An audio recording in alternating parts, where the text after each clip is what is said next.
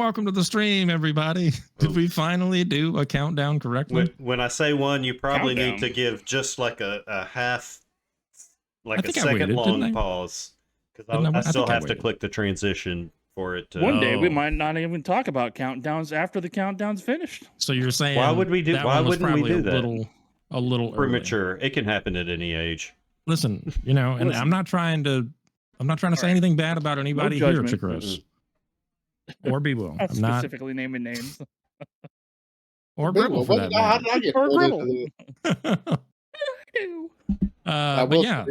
We probably will have this conversation again when I start Starfinder, because I am not going to be good at intros. You'll be the best, I'm sure. You'll be really good at outros. Yeah. Oh, yeah. I mean, the fact of the matter is you can't be any worse than our current intros, which are phenomenally abysmal. The bar also. The bar, which is, you know, coterminous with the floor. If you're not any good at intros and you're not any good at outros, there's always Montrose. Hello, everybody. Welcome to the stream, everybody. Yeah, so you're watching the Pungeonmasters. We're about to play Star-Crossed Horizons, a Pathfinder 2nd Edition homebrew campaign. For the last time ever. But, well, probably. But before we get into that, I think we have, you know, there's something I've been wanting to ask you guys. Is it about pasta? And just really get out in the open here, because, you know, I think it's going to be a heated discussion. Okay. Maybe even boiling hot. Maybe even al dente. That's right. Know. What's your favorite pasta? Dear God. I'm this discussion. No, you've got to answer the question. Got to answer it. Nobody engaged with my pasta jokes over the week, and therefore this is the punishment. Are you kidding me? Certainly. Well, Gribble engaged with the pasta jokes, so he'll get a pasta on this one. But, nice. But not really. You still have to. I just wanted to make that joke. Please send noodles. That is. Wow. Yeah. So, but we got to lay down some ground rules. Okay. A lot of people, you hear pasta, you think Italian pasta, but that's not the only kind of pasta in the world. We're going to open it up. Okay. So you can bring your worldwide yakisoba. I'm not even sure if I'm saying that right. Your udon. That's that stuff I buy in Walmart, right? In the little plastic container. Yeah. You can get it from restaurants too, though. You know, it's like a real thing. It's not just a ramen noodle brand. Right. Let's start with, you know what? I think we should start with B-Will, because I can tell is mega engaged with this topic from his facial expression and everything. I can tell. Yeah. Like he rose up. I rose up to tell you I absolutely fucking hate pasta. Whoa. Really? You call yourself Italian. I did never call myself Italian. So why don't you like pasta? You got to tell us. I mean, because I feel like pasta is one of those things, like everybody likes pasta, right? Sounds like there's a story behind that. Yeah. I do like ramen. I like ramen with an egg dropped in and some sort of meat, you know, all cooked together. But now, do you make it yourself, or do you like go to a ramen shop and have it done? You know. There's not any ramen shops anywhere near me, so I've never been able to go to a ramen shop and actually try. To a ramen bathhouse? I think it was really. I would like to go to an Asian bathhouse. Woohoo! Anyways, I think it was really within the last, 10 years or so that ramen restaurants started to become kind of popular here in the U.S., or at least in the Midwest and Southern area. You know, I'm sure they had plenty of them in bigger metropolis. But as far as the rest of the pasta goes, thank you. I'm never been a big tomato sauce fan. So there's other sauces. Spaghetti's out. Alfredo. S tier. Parmesan cream. S tier. Yeah. Talk to us about white wine garlic and Alfredo, if you will. I mean, do you like that? Bolognese. I've tried the Alfredo. It's not Italian. I tried the Alfredo, but no. He's gonna. I feel like he's about to make us an offer we can't refuse. Yeah, don't ask me this question again. Oh, so yeah, not really. I'm just not a big pasta fan. I like beef stroganoff every once in a while. That's a hot take, I'd like to say. I like stroganoff. Where did that music come from? How do you feel about guys are the yourself, worst. Devis? You guys are the worst. You made the joke. I'm just talking about stroganoff. I like stroganoff. Let's move on to Chris and hear about his pasta preferences. Do you like to like stroking off? I feel like we're saying stroking off. We're emphasizing the stroking part now. I was just talking about stroganoff, which is different. Get off. Stroganoff. Yeah, like stroke me and get off. Wow. Like Gandalf. Let's move on to Chris's response to the pasta question. Man, I like food. I love food. I love any kind of food. I'll try anything once. You know what I miss, Tevis? Genghis Grill. Oh hell yeah! Yeah, they had some noodles, right? What do they have? They have like an udon style. They did have an udon, and I think that was the one I usually got. I mean, I don't know. I like them all. I mean, they all have their place. Is there a noodle dish that you dislike? I've never met one. No. Okay, well, we'll just move on to Gribble then. Gribble? Yeah. Pasta time. I'm surprised you guys don't have opinions on pasta. What's your... Go ahead. I love a good Alfredo-based sauce. Mm-hmm. Any noodle to go with that. You can't go wrong, honestly. Yes. So I think I'm going to have to lay chicken down... or sans chicken? I'm going to have to ask a specific question, okay? Because you're going to say Alfredo, which I mean, great choice. Love Alfredo. Oh, yeah. Homemade, by the way. I make it myself. Yeah. I mean, that's one thing I'll say is like, not every Alfredo is great. I've had a lot of Alfredos that I was like, no. But a good Alfredo is really awesome. So, oh, yeah. But I'm going to throw at you a couple of noodle selections, and you have to tell me yes or no. Okay, so rotini. Straight yes, no maybes. This is with Alfredo. Assuming this is with Alfredo. Rotini. Yes. Linguine. Yes, 100% S tier. Penne. No. Not Alfredo with penne. I don't like how the sauce runs through the hole. Okay. I lose a lot of the sauce out of it. So I'm going to go ahead and assume that ziti is going to be similar. CDs, no. I don't like ziti with it. No. Yeah. You want what you want with those. Hold on, just what you want with those pastas is something other than just sauce. You want a chicken with it. You want another something else, like even tomatoes or mushrooms, to kind of help gather the sauce and fill in the hole. You know. Well, and I think it also depends a lot on the thickness of the sauce, and because some sauce will cling fairly well to a penne, which has little ridges around the outside, and there's enough that it can cling to. Ziti, obviously, just penne but worse. Is that the smooth one? Yeah, it's cut like this and it's smooth, so it's a cylinder. Penne is cut slanted. Angle. Yeah. I guess if I had to choose one that I didn't like. To the left. Wait, what did you say? What did you say? The ziti, it tends to curve. It's curve to the left. Sometimes to the left. I think the only noodle I wouldn't eat like an Alfredo sauce, I mean, aside from like the Asian noodles or whatever, is like macaroni. Macaroni specifically has to be like macaroni and cheese.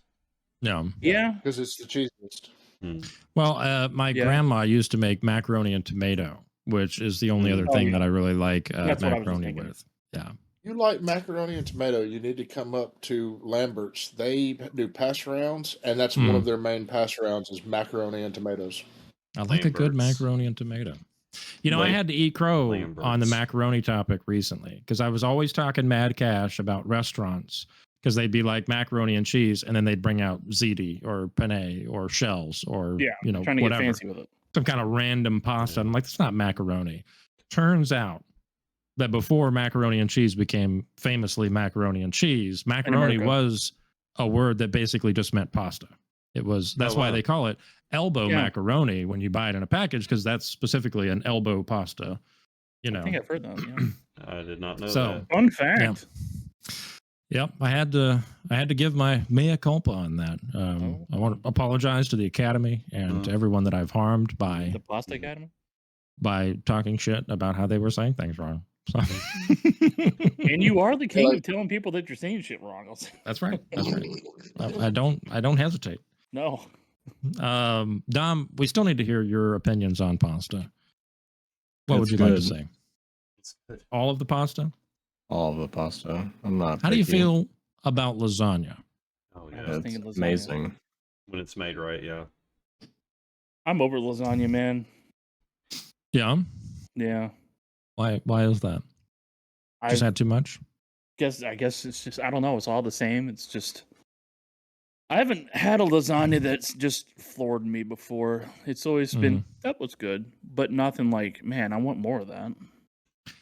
I had a lasagna not long ago at a local restaurant here. And it wasn't a traditional like tomato-based sauce. It was I think it was a white wine garlic. It was a white sauce. I don't think it was Alfredo, so I'm assuming it's probably like a white wine garlic or something. And that lasagna was phenomenal. That was probably the only lasagna that I've had that actually floored me. Mostly because their sauce was phenomenal. And I think what they did was they just used a crap load of fresh pepper. Like it tasted very peppery, but somehow it wasn't too much. It was like, it was very forward, but not like smack you in the face. Anyways, it was real good. I will say this to what you were saying though. A good sauce will carry a bad pasta. Oh yeah. Yeah. Yeah. But a good pasta can't carry a bad sauce. No. That's true. Because, that's right. It's just a noodle trying to make its way in the world. That's my wife, when she's ready to go to bed, she goes, lays in bed, throws up in Facebook, and watches the Pasta Grannies. I don't know if I've mentioned that before, but the Pasta who now? Pasta Grannies. It's a channel, like a YouTube channel, Facebook group, Instagram, all that. And it's this guy that goes in and he records these Italian grandmothers, hand making stuff. Oh, that's awesome. Yeah. Okay. Yeah. I've seen something similar to that, but not that. That's awesome. Have handmade pasta one time. It was like a fettuccine, but they were very wide cut fettuccines because I cut them by hand. I didn't have like a pasta maker or anything. So it was like. So it was a fettuccine? Yeah, it was a real thick cut fettuccine, but man, that was some of the best pasta I've ever had. It was really, really good. Nice. It would surprise me how much of a difference it made having fresh pasta versus, dehydrated. It probably shouldn't surprise me, but it did. I was like, it's still, how much different could it be? But yeah, I like watching cooking shows too. Maybe that's what I should have asked. Do you guys like cooking shows? And if so, what's your favorite? Dude, Justin Wilson. Who? What? Justin Wilson. I don't know Justin Wilson. He was this old Cajun cook guy. It was always on PBS growing up. Oh, nice. Yeah. So like he would, of course, he talked in his thick Cajun accent and everything. And then like when he was cooking, especially if he cooked something with wine, like he'd do like a little bit for the dish and a little bit for me. Right. Oh, that guy. Yeah. Yeah. I would have to say anything Anthony Bourdain. Yeah. Oh, I love Anthony Bourdain. Yeah. Yeah. Every now and then I, will stumble across some old videos on like YouTube or something, and then I just fall in the rabbit hole and keep watching. Like him going to the what's the place in Napa Valley?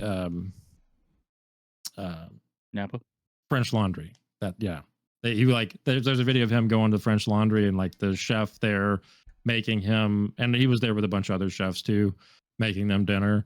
And it kind of like went into some of the stuff that he was doing, and they're like talking about it, trying the food. And they're like, it's funny. It was interesting to me because Anthony Bourdain and the other chefs were like so in awe of the head chef at French Laundry because he's like, he's one of the most famous chefs.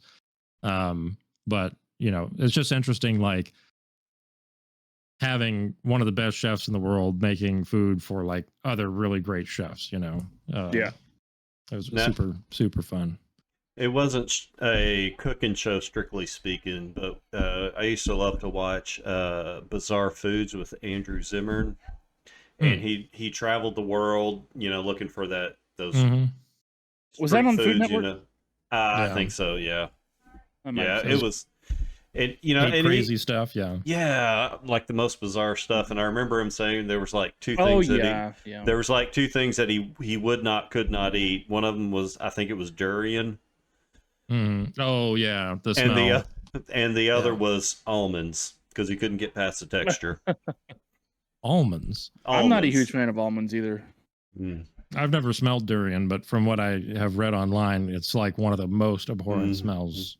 So it's crazy that his foods that he won't eat are this exotic, disgusting smelling thing and almonds. Almonds. Yeah. Yeah. I got really big into Gordon Ramsay did an at-home show, like when when COVID was going on and a lot of people were staying at home. He did an at-home cooking show that they put on YouTube, and it was really fun. I really liked it because it was just his daughter or something, mostly holding the camera. So it's just like him and, you know, family member or something in the room. So he's super casual and relaxed and just like making food and, you know, keeping it clean. You know, it's not anything like his, you know, like production shows where he's doing an asshole bit. And I really like watching that kind of stuff, because it's not like I'm ever going to actually make what they're making, but a lot of the time you'll hear something or see a technique or something and be like, I never thought to do it like that, you know, and it's just like, oh yeah, I can do that, you know? Yeah. And it's something you can kind of like bring into your own kitchen. Gribble, maybe that'll be you one day when you have a kitchen. I have a kitchen. What are you talking about? Shots fired? I don't know. Why did I get attacked? Well, because earlier you were talking about having a wall to put lights on. For the office, yeah. Right. One of the office. No, it's an office I don't have. I have a kitchen. Okay. Yeah, I just assumed you were living in a cardboard box at this point, you know. But I mean, it's a tall cardboard box with internet and a computer. I mean, what else do you need? What else do you need? I would call it home. I do call it home. Well, last time we left off in the middle of some heated moments. Oh, this sounds like a recap. But before we get to recapping, we also ding leveled up. So before we get into the recap, why don't we talk about what you guys picked for level 6? Any volunteers who want to start? Mine will be pretty quick. I'll go first. We'll save you for last then. Okay. What'd you say, B. Will? Said mine's pretty quick too, so yeah, go ahead. We'll save you for last then. Gribble? No, I'm last. I gotta be last. Prepared. Tom? Save us, Tom. For my class feat, I took Burning Jet because it's not awesome until level 6. What does that one do? 2 actions. 2 actions. A condensed burst of flame shoots behind you, propelling you forward with its sheer force, stride up to 40 feet in a straight line. Movement from this impulse ignores difficult terrain and doesn't trigger reactions. But at level 6, the maximum distance of the stride is 60 feet. You can choose to leap up to 40 feet in any direction instead of striding. And if you're in the air at the end of this leap, you fall normally. That's pretty cool. And there's one more upgrade at 10th level. And then free archetype feat, I took Shielded Stride. So mobility with a shield raised. And my skill feat is Powerful Leap. So I can leap farther distances. And that'll, from what I understand, would coincide with Burning Jet Sleep and Lava Leap sleep action. Also, increase the horizontal distance when you leap, including as part of a high jump or long jump, by 5 feet. And Burning Jet says, you can also choose to leap up to 40 feet in any direction instead of striding. Yeah, I mean, I would say they probably interact. I mean, because it's Lava Leap increased. says you leap up to your speed. Oh, do you have Lava Leap too? Yeah, I took Lava Leap last level. Oh, nice. Very nice.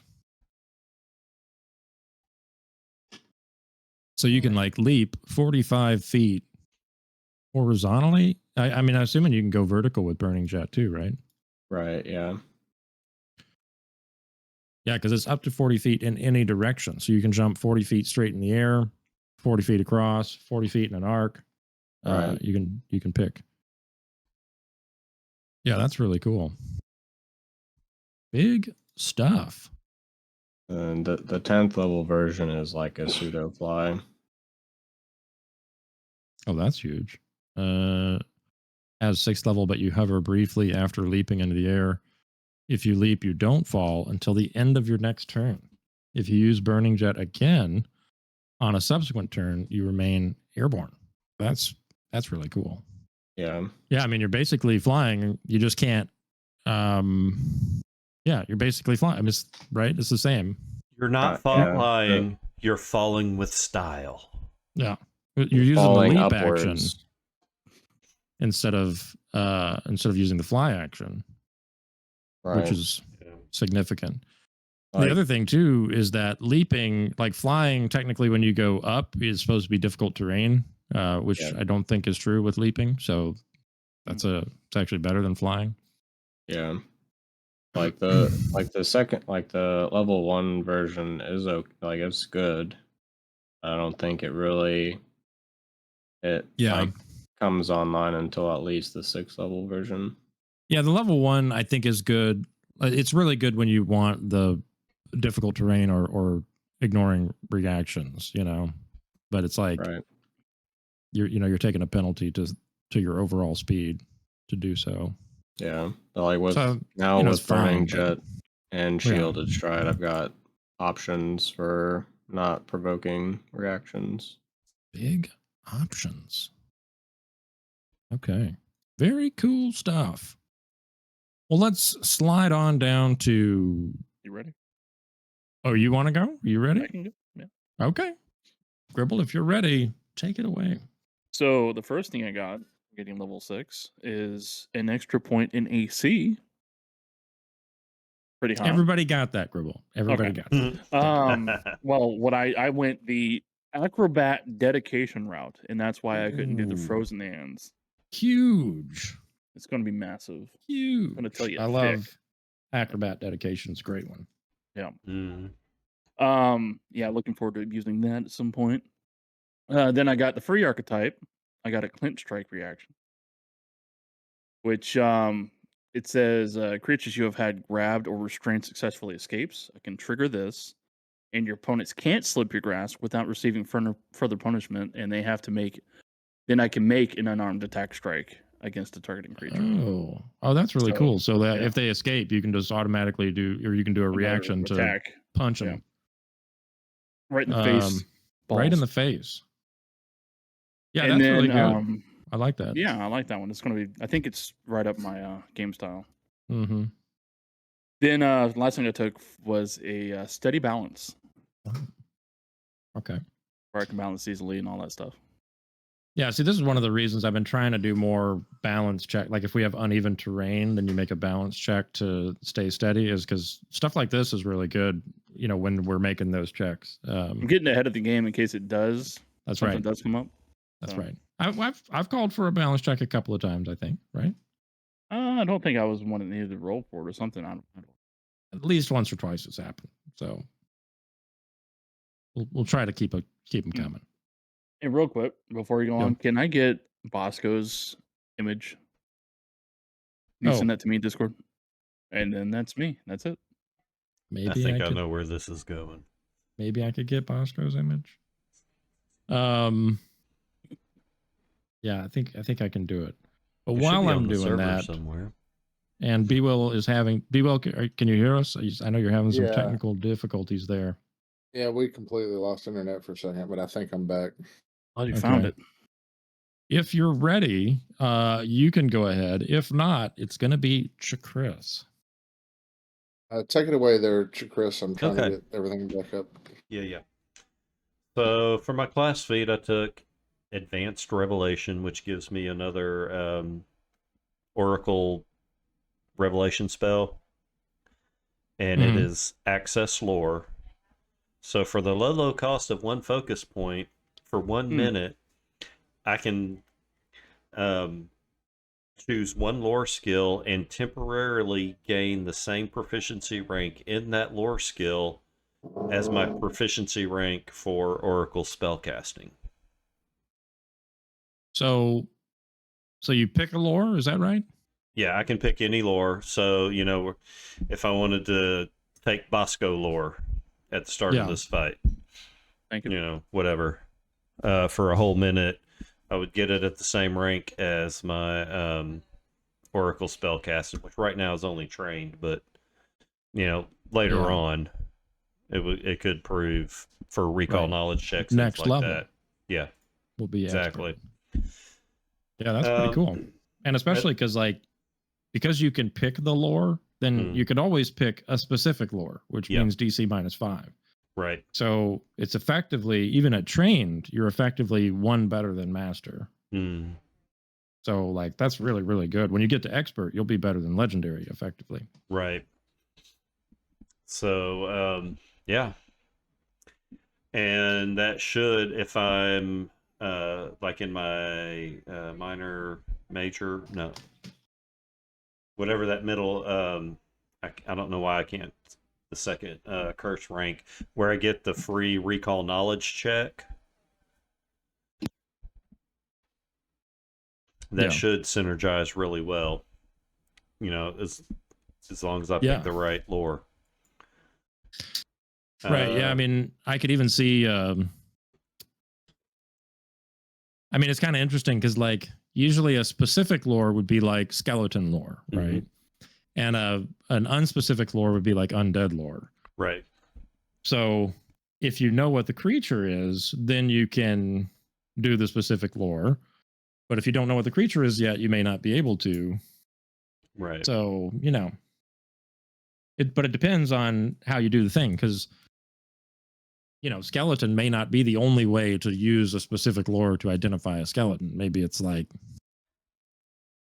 lore about this grave or something. I don't know. Yeah, the area, something like that. Right. Yeah.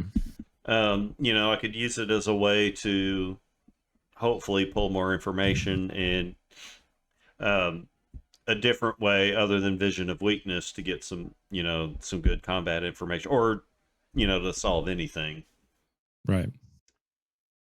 That's cool. Yeah, I'm pretty excited about that. Of course, I won't be able to use it this fight because we haven't long rested since our last combat, so I'm still technically overwhelmed, and I cannot use any of my revelation spells. Bingo bongo. But so for my free archetype, for my investigator archetype, I took advanced seduction, which gives me another investigator feat, and I took That's Odd. That's odd. That's odd. It is. So that allows me, anytime we go into a room, you're supposed to immediately point out something that's odd. It doesn't necessarily have to be. You notice Dom. Right. It may or may not be related to, advancing the story or anything, but when you enter a new location, such as a room or corridor, you immediately notice one thing out of the ordinary. The GM determines what it is or whether there's nothing reasonable to pick up. Skipping obvious clues that can be easily noticed without a check or specifically looking for it. I was about to say, what happens if there's nothing suspicious? If there's nothing, there's nothing. Do I just make something up? So just be ready. Every time we go into a new room, I'm gonna hit you up and I'm gonna say, "Is there anything odd? Wow, more work for the GM. Is there anything odd?" I mean, I think it's a really strong feat because there's a lot of times when you guys miss something that I don't really want you to miss, but I feel like it would be like a violation of the game contract if I just gave it to you. You know, like I can't just give it to you. So, you know, this feat could be a way, like in some situations, like there was a situation, even in this very dungeon, where I would have used that and you guys would have gotten some payoff. I mean, it's a feat tax. There's a feat tax for that. So, yeah, you know, I think it's really cool. Yeah, you know, it's but I do think it's also, even though it's not like a direct power, I think it has a lot of strength in terms of like exploration, that kind of stuff, you know. And definitely to help the story along when we obviously miss something, because it happens. Right. Yeah. Is that Lukey Poo? Lukey Poo. It is indeed. Welcome to the stream, Luke. Welcome. Welcome to the stream, Luke's cat. Yeah, right. We know who the star is. Not going to say that. We're not British, so I can't say that word and it mean anything. For my skill feat, that's odd. Yeah, that's odd. No, it's normal for me. Talk about the skill feat. Skill feat. No cause for alarm. You attempt to reduce panic. Attempt a diplomacy check comparing to the will DC of creatures in a 10-foot emanation around you who are frightened. Each of them are temporarily immune for an hour. To the frightened condition? No, to this ability. No, not to the ability. Yeah. Oh my God. I was like, what? Yeah. No. So on a success, it reduces by 1. On a crit success, it's reduced by 2. Frightened condition. Wow, that's actually pretty huge. What's the action on that? It's 3 actions. Good God. Still can be huge. Right. The trick trick is being in that 10-foot emanation. Right. Because Wesley doesn't get that close to anybody that's duking it out. But as a note to Wesley's companions, if you're frightened and you'd like to have it reduced, get close to him. Because he can't get close to you and do this. Gather in, children. Gather in. My knights. Yeah, I mean, I think there are definitely some ability, like a lot of creatures will have like an aura ability or something like that can hit a big group of people with frightened, usually right at the start of combat. So, I mean, this is basically, I think, tailor-made for those kind of situations. Right. You know, stuff like banshees or dragons, or, you know, I don't know if banshees do frightened or not. I can't remember, but that kind of thing. Pretty cool. Yep. And so for my new 3rd rank spell, I took a heightened version of protection. Oh. Range touch targets 1 willing creature, 2 actions. And for 1 minute, you ward a creature against harm, blah, blah, blah. They gain a +1 stat bone to AC. Yeah. Heightened to 3rd. Yes, and saving throws. Heightened to 3rd, it's a 10-foot emanation. And so, yeah. Jesus. That's really good. Yeah. Duration 1 minute. 1 minute. +1 stat bone to AC. You guys are gonna have to get nerfed, or creature level's gonna get a lot harder. Creature levels going up. I'm not gonna tell you what the creature level was of the creature that you just curb stomped last week. But anyways, I think we're in for a wild ride. I mean, we've hit 6th level. I mean, that's where we really start, I think, hitting our power, you know. Yeah, I think usually like the earliest sort of combinations start to come together at 6 typically, like where you start getting a few abilities that have some synergy. So yeah, I think definitely it kind of like starts to pick up speed here. Yeah. Let's go to either B-Will or Luke, depending on if they're ready. You're voting B-Will? Yeah. Okay. I think I'm ready now, and the internet still appears to be working. So, All right, we'll take it away. For my class feat, I took combination finisher, which you combine a series of attacks with powerful finishing blow. Your finisher strike have lower multiple attack penalty, -4 or -3 with agile weapon for your second, and -8, -6 with agile for your third, instead of the -5 and -10. So since I do a lot of second action finisher, I thought that was a pretty good one to take.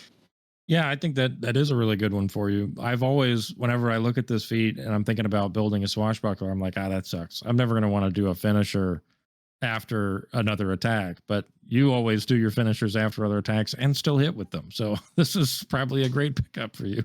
Yeah. I mean, if it pull works, that off it works. more often than I expect it to, but Which you usually, do you use an agile weapon? You use a Rapier's not agile, is it? No, but I do. I am using a dagger, and I plan to switch that out with a main ganache because that is an agile weapon. Main ganache. But a what?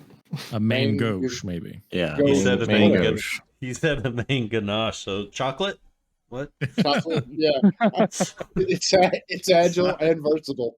I've never read that manga before. You got to have your main ganache and your secondary ganache. I mean, that's so gauche. Or sometimes tertiary if you want to get fancy. I did not pretend to know how to pronounce it, and it's what it looked like to me. Your Maine Coon? What? I wasn't. See, at the beginning, we were like, when people say stuff wrong, I always give them crap. I think wasn't it Dom this time who did it first? He was Dom. Whenever I first, as long as someone else opens the gates. Whenever I first saw the main gooch, I called it main gooch. Whenever I first saw it back in like Final Fantasy or some shit from like 20 years ago. Final Fantasy Tactics had one. I remember you could get from the volcano map. It was one of the move finds. You had to like go to the top of am I thinking of the wrong weapon? I think I'm thinking of the wrong weapon. I'm gonna have to look it up now. Anyways, it had a main gauche. So I'm planning on using that, which is agile, which will really increase the chance. It's only a 2d4 or 1d4, but I think it's still worth it with the precise strike added to the end of it with the 3d6. So for the archetype feat, I took watch this. It's a reaction. Ally misses or critically misses an enemy you can see with their attack. A common saying among the firebrands is, there's always a fool who thinks they can do it better. And they're often right. You verbally commit to using an action on your next turn to make a melee strike against the same enemy your ally has missed. If your attack hits, you deal additional damage equal to twice the number of damage dice. Oh, that's really good. Yeah, I thought it was pretty good. And then you guys are missing all the time, except for last session. But other than that, all the time. Oh, every time we miss, we miss. That's true. Yeah, I thought I might get more use out of that than you're next. Yeah, we'll see. Yeah, we'll see. Yeah, and then for my skill feat, I took tumbling teamwork. Your tumbling distracts a foe to create advantage for one of your allies. You successfully tumble through an enemy space. An ally who is adjacent to that enemy can step as a reaction, but must remain adjacent to the enemy. So hopefully this can help us get in better off-guard situations. Yeah, that's pretty cool. Very cool bananas. All right, Luke, you can't dodge it anymore. It's time. Are you ready? No. Oh, you're muted. You're muted. Oh, I thought he was in character. Crushing it on that acting. Yeah. I think you're the new acting thespian here. Yeah. I think that deserves a hero point. I don't think so, but I close. don't think so. Okay, Let's see. Yeah, so class feat, I took attack of opportunity. Oh, nice. I'm always in people's faces and people trying to sneak by or trying to move away. Just, I say no. Say no. Well, now you're going to have a difficult time because because now you have 2 reactions, right? If they move away from you, you can either hit them or follow them. Follow them. So choices. But I mean, it's great to have that option because, like, especially when you think, like, if you know a monster is close to down, you know, it's going to be better to just hit him instead of trying to follow him. That kind of thing. I took that for, like I said, if someone's right up against me, but somebody's trying to move past, or instead if of they're following that casting a person, spell or doing a ranged attack, you can punch them. Yeah, that's true. Yeah, it's not just moving. Any ranged attack or anything with the manipulate trait. Wow, Gribbs, this is incredible. Nice. Just incredible. So nice. Tell us what else you got, Luke. Let's see. Archetype. I took Necromantic Resistance. Oh, okay. What does that do? Does it give you +1 circumstance bonus to saves against necromancy? I figured it would fall in line with him and fighting undead. Yeah. I'll have to probably because they got rid of necromancy as a school, but the idea is it's just like the remastered thing. Yeah. But like anything void probably would. Okay, that makes sense. Yeah. Necromantic effects. I wonder if that's like maybe like drain life and stuff. Like, I don't know if there's anything. Yeah, I think it should be pretty obvious when it's when it matches. Yeah. Okay, cool. You got a skill feed, right? I did, and I'm torn. So torn. I went armored stealth or trick magic item. I could not decide between the two. Because at some point, I feel like a few episodes ago, we were given a choice of a wand. And I was never chose my wand. Yeah, I did. Did you choose one and sell it? Or choose one and give it away? Yeah. I can't was remember. Looking at that, and I figured, like, at some point, that could probably come in handy. But the armored stealth would be really nice, so I could get something a heavier style of armor and move with it. There's nothing else really truly fit. Well, in armored stealth, I think if you're proficient with the armor and you have the strength requirement, I don't think it really helps much. Because let me just double check this. It says when you wear non-noisy armor with which you're trained, your penalty to stealth checks is reduced by 1 to a minimum of 0. Yeah, so and that's kind of the thing. If you have the strength and training with the armor, then you don't actually have any penalty to stealth checks. So since you're already super strong, as long as you're trained with the armor, I don't think you would have a penalty.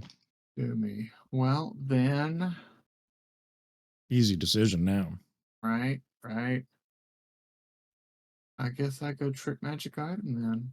Do that trick magic item. Yeah. Now you can pick up your wand of tailwind. I didn't even think about. Right. I knew there was one that was like, that would be really nice to have. Yeah. But you can't use it on yourself. Unless you had. Yeah, you can only use it on yourself, so nobody else can cast it for you. Yeah. That was it. Yeah.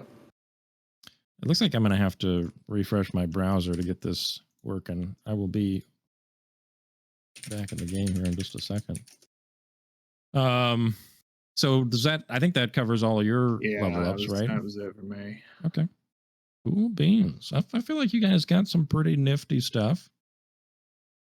I'm giving you a different one there, Deb. What? I'm giving you a different one to use instead of the one you already gave me. Yeah, it's similar but different. Okay. While we wait, why don't we get B-Will to go ahead and roll his initiative? And I think what we will do here is... I have a question, and it's probably too late, but it was scouting, so did everybody get their +1 in initiative? I doubt they took it, but they should have. That would actually make Svalder tie with Bhasko. Dom, do you have anything that breaks ties? Oh, Dom is away. I forgot. Yeah. Weren't you giving me the? Yeah, start? I gave you the start because you rolled a Natch Twinzo. But that, and I already bumped you up to 31 just to reflect that. Why don't the carousel is gone for me again? That is something I'm not used to. Isn't there like a thing on the left, like in the toolbars or something, to turn the carousel on? Am I remembering that wrong? Not currently. Not the carousel, I don't think. There's You a sequence manager, but Mm-mm. there used to be. It used to look like a carousel. Yeah. Icon. Yeah, that's right. I don't know why it's not there. It's gone. That's weird. I wonder if it's because I updated. Maybe it's not. Maybe it's not up to date yet. Damn it! I don't know. It says it's verified. So, and it's active. I don't know why it's not showing up. I don't like it. Regardless, I'd just recommend right clicking the cross swords up there so you can at least get the encounter tracker out so you can see it the whole time. But yeah, we can try and figure out what's going on with that here. Why can I not find Attack of Opportunity? Just search. Oh, it's reactive strike now. Oh, gotcha. What is this? D&D? Right.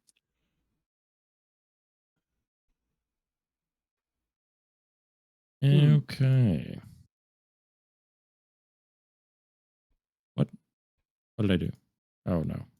I just had the weirdest craving for Cinnamon Toast Crunch. I thought you were going to say pizza. Fantastic. Does that mean I'm having a stroke or something? No, it's only if you smell burnt Cinnamon Toast Crunch. Okay. All right. Why didn't it update the token? The game is paused. I don't know if that has something to do with it. Shouldn't. Do you need to delete it and drag it back out again? Well, I was trying to just change the token that's out here. Yeah. Because I've already modified it.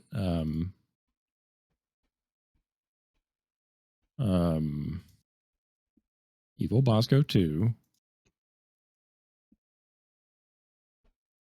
He's gonna die in one hit, so Yeah, I mean it's all just. We're gonna TPK him. Yeah. Yeah. Yeah, you sure? And it will be cathartic, just like all the other us's that we killed. Mm-hmm. Yep. That's right.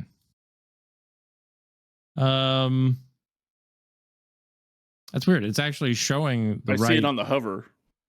Oh, the hover is updated? Yeah, the hover is updated. It is. Yeah. That's really weird. I don't know why. So. Anyways. It just wasn't meant to be. Wow, you flipped it. I'll rotate them the other direction. Now we know which one's which. That's right. Can you rename it?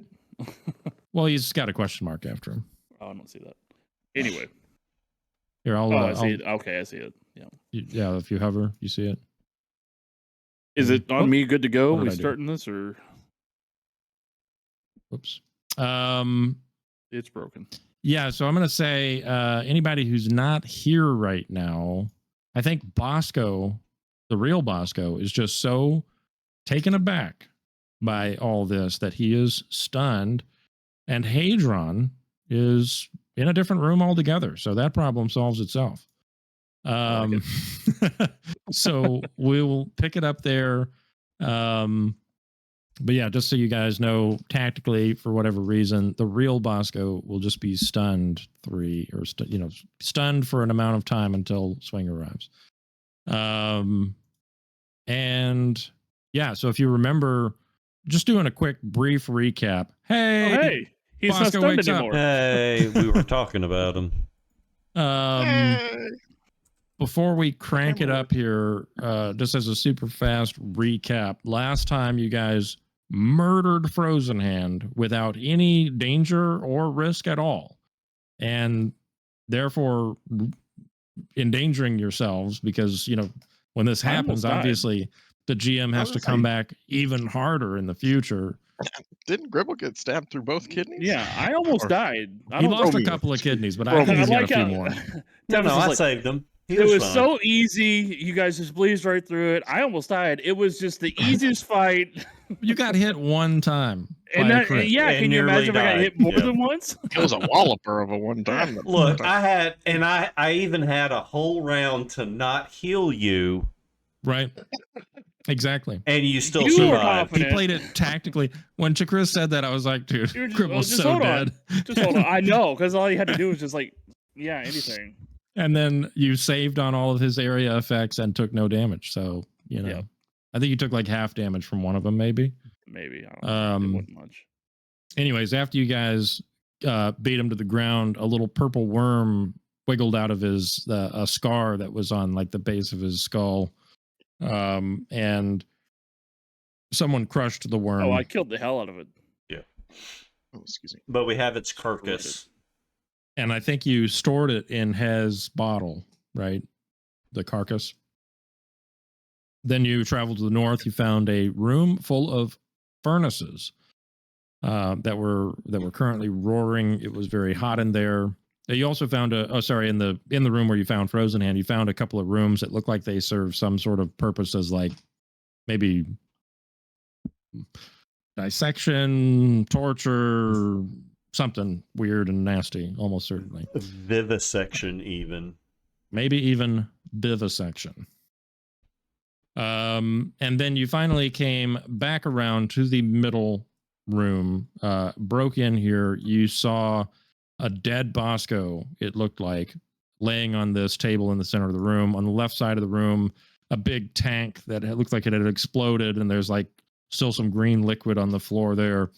In the back, a big, huge bookshelf with books all thrown around, a broken glass, like tall container, like maybe it held a person, along with 3 metal cages that probably also held people at some point.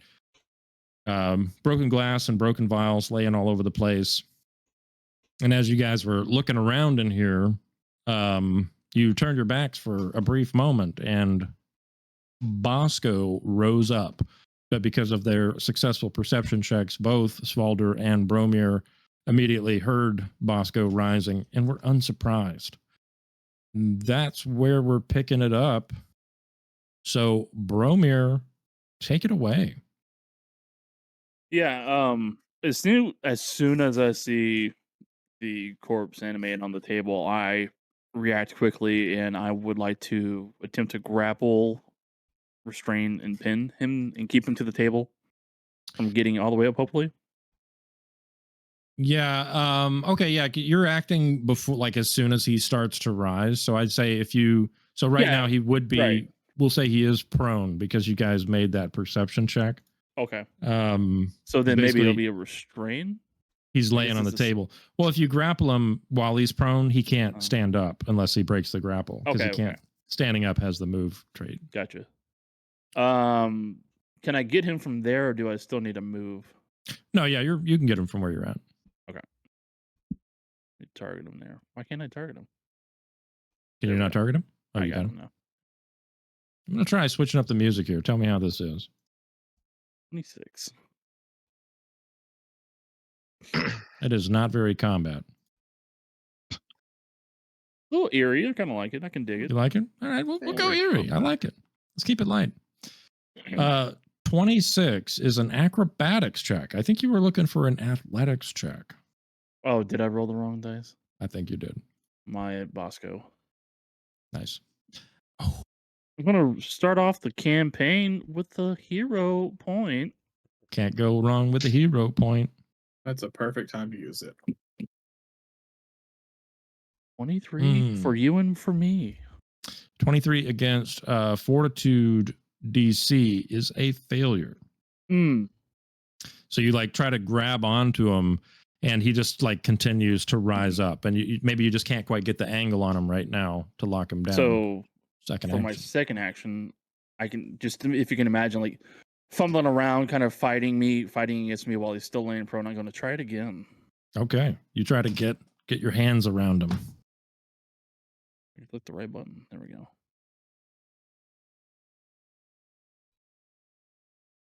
Tony Sooks. Didn't it have map? I hate to be that guy. Oh It yeah, would- yeah, it does. I meant to would even add have- that too when I rolled. The map. It is Good call. agile, so it would be a 22 total. Mhm. That is a failure. You know what? The night. Did is you want to young. use both of your hero points in the first round? I would love to, but I'm not going to. Okay. There you go. So anything I do is going to have the manipulate trait action. So I'm just going to go ahead and do a map 10. Do the big map 10. Okay. Roll that 20. Roll that 20. Roll that 20. Roll that 20. What do I feel like I've not rolled it like this before?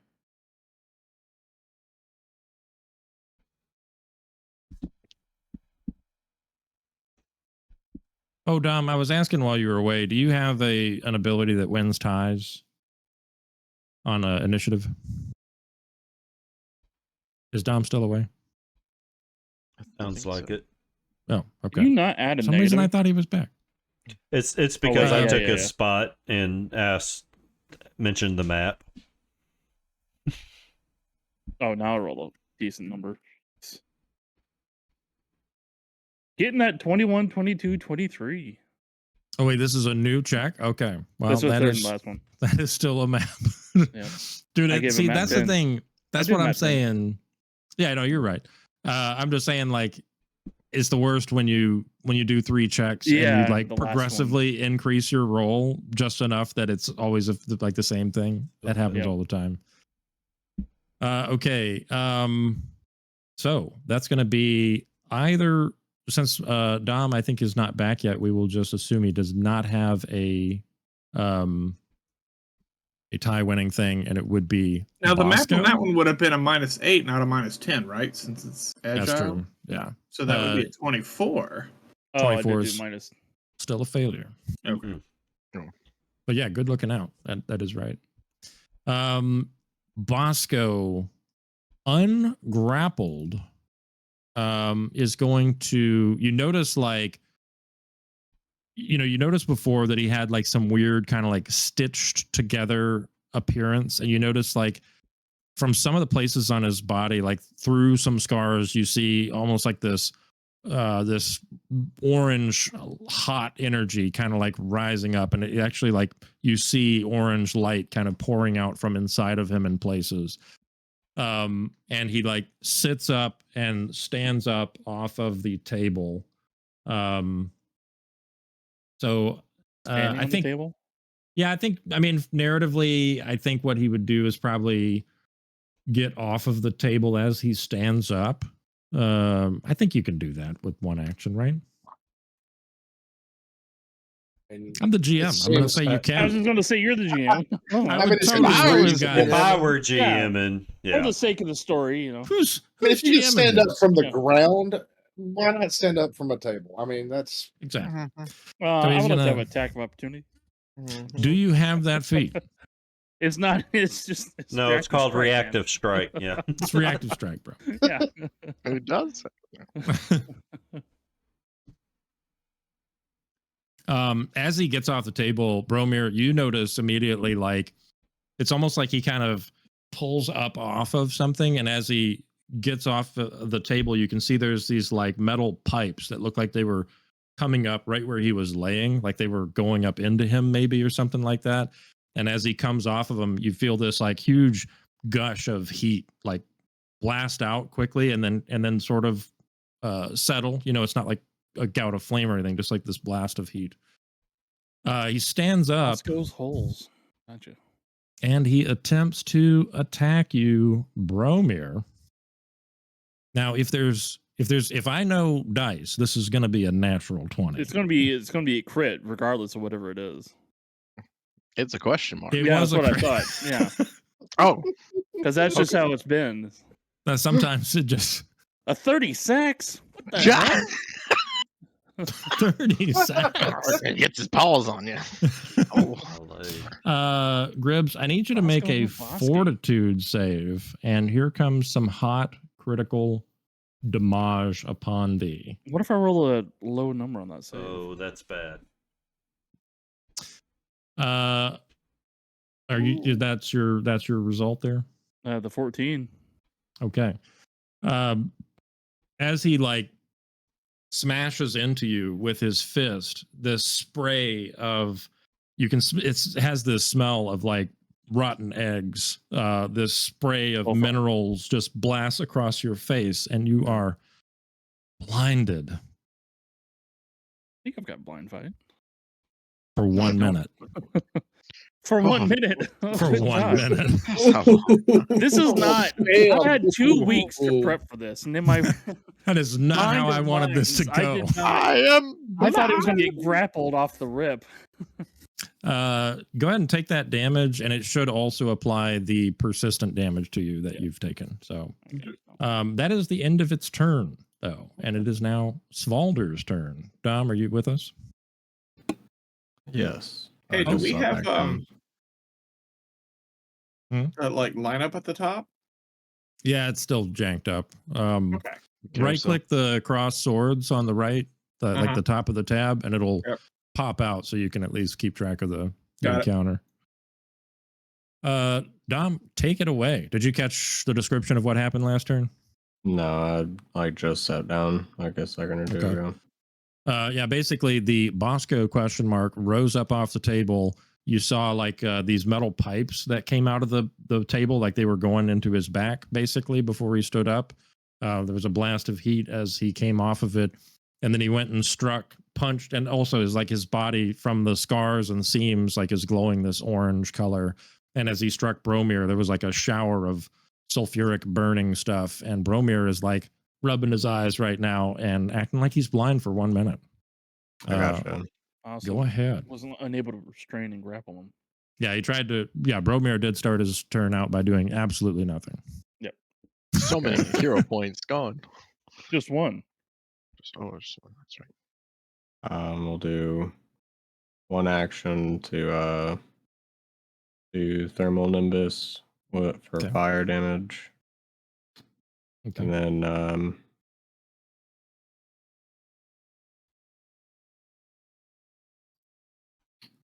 we'll do a weapon infusion and do sorry. Go ahead. I forgot one thing. When he did, now that you've started your turn after Bhasko had his turn, you do take 10 points of fire damage at the start of your turn. Okay, so that would have been before I did the thing. Yeah. Okay. Let me take it off really quick. I'll just do roll 10. Oh yeah, that's you did that.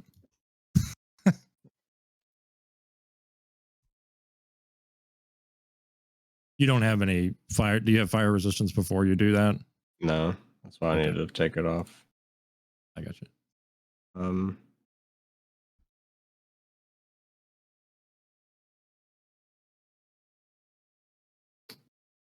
then I will do a 2-action reach fire melee blast on Bhasko. Big blasting.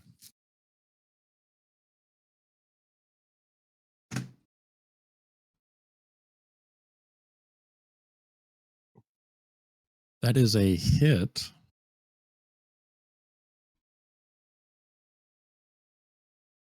Because of your gate attenuator. Bhasko does not seem to be affected by the fire. Oh. It just kind of like hits his flesh and then just kind of like almost gets sucked into those seams. You see it almost like, take it in. And other than that, doesn't seem to affect him. Okay. Tavam, you're up. Well, I have a feeling that you're going to take 10 fire damage at the start of your turn. Good feeling. I think. Let me double check that. It's kind of hot. No. Yes, you do. Yeah, you do. You do take the 10. Here, I'll put this in the. I think maybe if I put it, no, it won't let you click it. So yeah, 10 fire damage. You do have some resistance though from Dom's thing. I think 4. Take 4. It's resistance 6. Yep. Huge. It should be equal to my level. Yeah. Wow. That's massive. Pretty big. Yeah. That could come in pretty handy. I think that's going to have a big impact here for sure. Because 10 damage every time you start your turn, like that adds up. And that persistent fire damage too. Yeah. All right, so we're gonna try the good old faction moralize, and that was a failure. Is a failure, but you do still get your pistachio until the end of your next turn. Yep. And so I think with my pistachio, I should have 35 feet.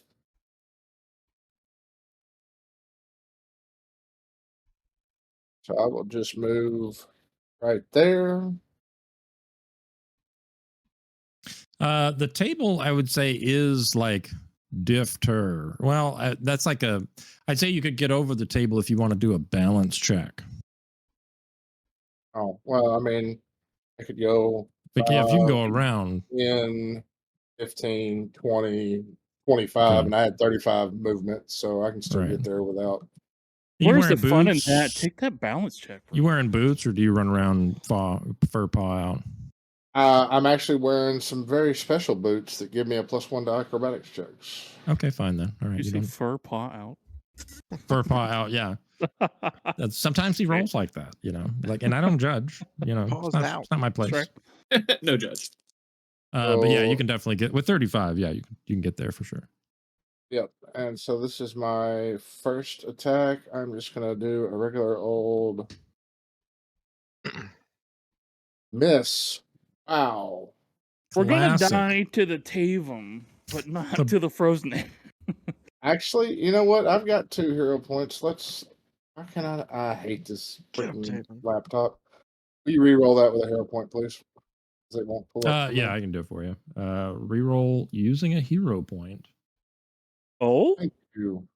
I really should not do that for you guys. It's just not fair. I know what I'm doing. Right? Can you roll for me from now on, Ted? I can't. Yeah, I just can't roll anymore.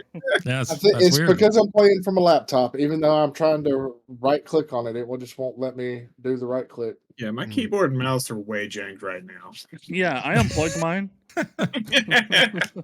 13 points of damage. And he does seem to be stabbed by that. So good damage. Hadron Remastered is in a different room. So I'm gonna just play his character for us. No, I'm gonna just hide him. Will that take him off? No. Hold on. I think there's a way I can. Yeah, here we go. I'll just hide him. So if he, if Tucker does join us, then we'll let him join the fight pretty quickly. But otherwise, he won't be taking up the stuff. Bhasko with no question mark. You see yourself smash Bromir in the face, but also he's weird and different. Yep. He had tubes coming out his back. I feel like you probably should make a sanity check, but we're not playing that kind of game. Not yet. Cthulhu, what? But I do take 10 damage. That's right. Yeah, 10 fire damage, but you're in Svalder's aura, so it is reduced to 4. Okay. All right, I'll just do that manually. Such a big aura right now. Yeah, okay. I can do. You got the 4. Okay, yeah, you got it. Yep. And I'll take it off of Monty. He's still hurting from last. Yeah, Monty is outside of the resistance, so he does catch the full 10. Monty. Oh, right. So we 21. Okay. 1 second, I got a cough.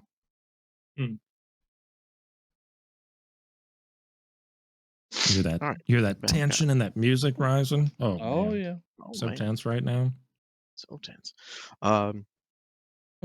Yeah, first thing off, new thing for Lev 6 is Oh. my class feat being Clockwork Celerity, in which case get to let me put this in the chat. Free action, start of a turn. I can get an extra action Oh. to strike with my innovation, given it's a weapon innovation, or reload my innovation. So, quickened for the turn, and I'm gonna use it for reload here in just a second. So, with that first action, gonna send my weapon innovation into overdrive. Send it Just into make sure. overdrive. You got to do a Yeah, it crafting doesn't say. check for that, right? True. As I was just double checking, celerity doesn't say that I have to use it immediately after, like as part of my first action. Your turn begins. But yeah, it's just when yeah. your turn begins, you do it, right? Yeah, that's just the trigger, and yeah, I You are- can use an extra action. Gotcha. Yes, overdrive. So Oh, that's crafting huge. check. That's awesome.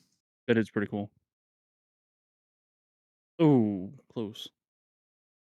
Failure means just make a miscalculation and nothing happens. Crit fail would have been where it locks up my gun. But yeah, that was my first full action. Second action, I'm gonna say, Monty, go, and give him an extra action on top of his independent. So he's going to stride with his first action. Mm-hmm. 5, 10, and then 20. He's getting deep. Just getting in there. He's just like, he's kind of charred up, kind of got frost crystals from getting blasted by Frozen Hand. He just got just cold, dead eyes look in his face, and then he's just like running after him with his blade hand out. So second action, you know it, he's going for that strike. Oh, A little bit of monkey love. melee Let's go with, striker. I believe this is the one with slashing damage because he has a blade hand. So let's click on this. So it'll be his first action, or I don't want to map because this is only strike, and I didn't target him. A 22 misses. 22 does miss. Okay, let me target him. So I'll have that next action, but he comes in, just swipes, just swings wide with that blade hand, and then that was 2 actions for Bhasko. Bhasko's then going to those 2 actions. I can use it to strike with, so I'm going to stride out of this, like, kind of like, well, it only takes 4 actions, so I'm gonna yeah, I'll just shoot. Or just take a step. Sorry, it's all this indecision, but just go step, hot step, and then just like barrel down, point it at this guy, and fire a shot. Shoot him in the face. So that was my 3 main actions. My extra action for Clockwork Celerity will be this strike. And Oh no. and just guff. Wow. Let me I just died. re-roll that real quick. You gonna do a hero on that? I don't want to start off on that kind of. Deb, how do you feel about absorbing I a just couple like hero take a points? step and then shoot into the ceiling by accident. Like no. So, I mean, this is going exactly as I guessed it would, because there's no justice when it comes to balancing encounters. There is none. You guys wipe the floor with the Garaga call, die to the Akata. How often does that happen? It's just so I told no you idea. this is the real Bhasko fight. That's nice. Imposter! Awesome. And then that is such a critical. Yes. No overdrive damage, but I'll get that next turn. But I'll click the critical button for all these D10s. Now, what kind of damage do you do here? So there should be bludgeoning, and then I don't know why it says. Well, you have modular BPRS, so you can change it. Yes, so it's currently set to B as in modular, as set because modular just changes it to bludgeoning, slashing, or piercing. And then I have the option where it's the attachment does that, as well as I can choose to do an action, make it non-lethal. Okay. But I haven't set it to non-lethal in a while. But it's currently set bludgeoning and concussive, so it would do piercing if that would be better. Yeah. As well. Okay. Cool. Hot stuff. So you blast him. But the Wait. fire. Why did it come out as fire? I don't know. Because I don't have the flower out because it's still recharging. We haven't taken a long rest yet to recharge. It does say this shellflower, yeah. So okay. I think it's defaulting to fire off of that. Okay, let me just double check the separately, but yeah. Yeah, let me double check the damage. I'll just key it in here manually, make sure I get it right though. So yeah, on bludgeoning, the 31 does all go through. So a huge, blast into his chest, and you can see like a little bit of where one of the like seams comes together. You kind of hit sort of off center from that, and it kind of breaks open a little bit, and like this liquid, almost liquid fire, like molten something, just kind of like drips out a little bit. Yeah. Doesn't seem to get any hotter necessarily in the room when this happens, but it's just like, kind of almost like he's coming apart at the seams, so to speak. That was your last action, right? That was my free action from Clockwork Celerity. I have the weapon up on archives right now, and okay, you're just making sure. Quadruple checking, yeah. For some reason, it just says the. Okay, well, go ahead and read up on that, and if it doesn't work the way we thought it did, then we can adjust the damage if you find out. Sorry. Go ahead. Got it right here. All damage dealt by a solar shellflower is fire damage. So I guess it would have been fire. But if it's my weapon innovation, that's what gives you the modular, right? Is your weapon innovation? Yeah, making my innovation with that kind of like attachment to it to like flip the dial back to different types of damage. And so I've been treating as the type of like bludgeoning, slashing, or piercing, and then fire damage coming from the flower off the hilt, off the butt of it. But I'm fine with that. I think your innovation would override that feature of the shell flower. So yeah, I think we'll play it as we had it there. Okay, I'll dig into the meat of the stat so it can take that off of the regular damage. But that's my turn. Cool. I don't know how you got out of the map. Are you hitting the delete key by any chance? Well, I absolutely did hit the delete key by accident. Yeah, that's probably what happened. If you have your character selected and you hit delete, it will delete you. Did I put you in the right spot? I couldn't remember 100%. I think I was right there. Okay. Wait, wasn't that where Bhasko was? Right here. Okay. Yeah. Because I didn't have the thermal nimbus. I do remember that. That makes sense. Okay. But yeah. Take it away. So we will, after watching my unknown friend rise from the dead, I'll probably quickly look over, be just as confused because this is too many us's running around. It's freaking me out. I'm not used to seeing people get up after being dead. I'm not a fan of it. Right. So there'll be quite a bit of side eye as I historically aren't a fan of it. Yeah, very much not. I whisper to Haze, I think he's undead. Yeah. And he goes into a rage. You would be able to use this. I think he would know that he's undead as soon as he starts to rise. Yeah. So you could use this. Well then, yeah. Let's. And I think let's see. You recall knowledge. You have some lores. I do. I don't think it's. Yeah, no, those wouldn't apply. So this would just be a religion check then. Gotcha. Where are you?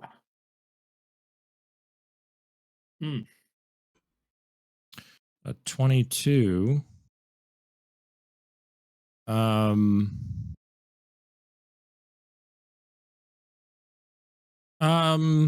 Not a success. I'll say that it reminds you, it's almost like it's a maybe I forgot to add my +1, so 23. Still no. Okay. Close. Very close. And that's why I'll say it does remind you of maybe something else that you've heard of. You think maybe this is kind of a modified version of that. You can't remember exactly what it is, but you do remember that it's some type of zombie. Gotcha. All right. Well, now knowing it's undead, my action became very clear, so it will rage. Does that count as an action, right? It is an action. Is it an action to rage still, Dom? Oh no, the Slayer's identification is free. That's a free action. Okay, well then yeah. So now it will we will be raging. And raging's free action is part of initiative now too. Yeah, that's what I was wondering. In the remaster, I know rage got changed a little bit. So yeah, it does show it as an action here though. Yeah. Let's just keep playing it as we know it. If you're, but that may be something to read up on, Luke, and in between. So then it will be to move right there. There's kind of like a table there, but I imagine you've got enough movement to kind of get around. I'll say I do see the table. Yeah, I do see the table. You can stand in that square, like it's big enough for you to stand there. But I would need to hop the table. So I imagine you can just probably you can kind of go around. Chucks the table across the room. Like if you just kind of go here and then and then over, that's fine. Yeah. Okay. We'll say that's what I did. It's like, why is that not working? It's not on the right thing. All right. And then last, because holding down the captain worked so well, we're gonna do a little grapple on him. And try and give him the grab. Yeah. Oh, you should go ahead and catch you 10 fire damage as you start your turn. Oh, that's right. But it should be 4. I think you were outside of the aura, right? I was, yeah. Oh, okay, gotcha. All right, so just. And it would be before you had rage, so it would come off make sure it comes off your actual HP, not your temp HP. It would be before, so I raged before oh no, that's right, yeah, okay. I see exactly. At the start of your turn. Yeah, so we will go. 21. Okay.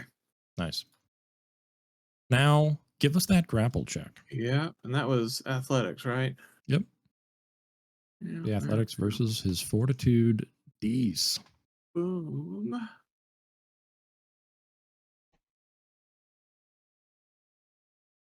Are you shitting me?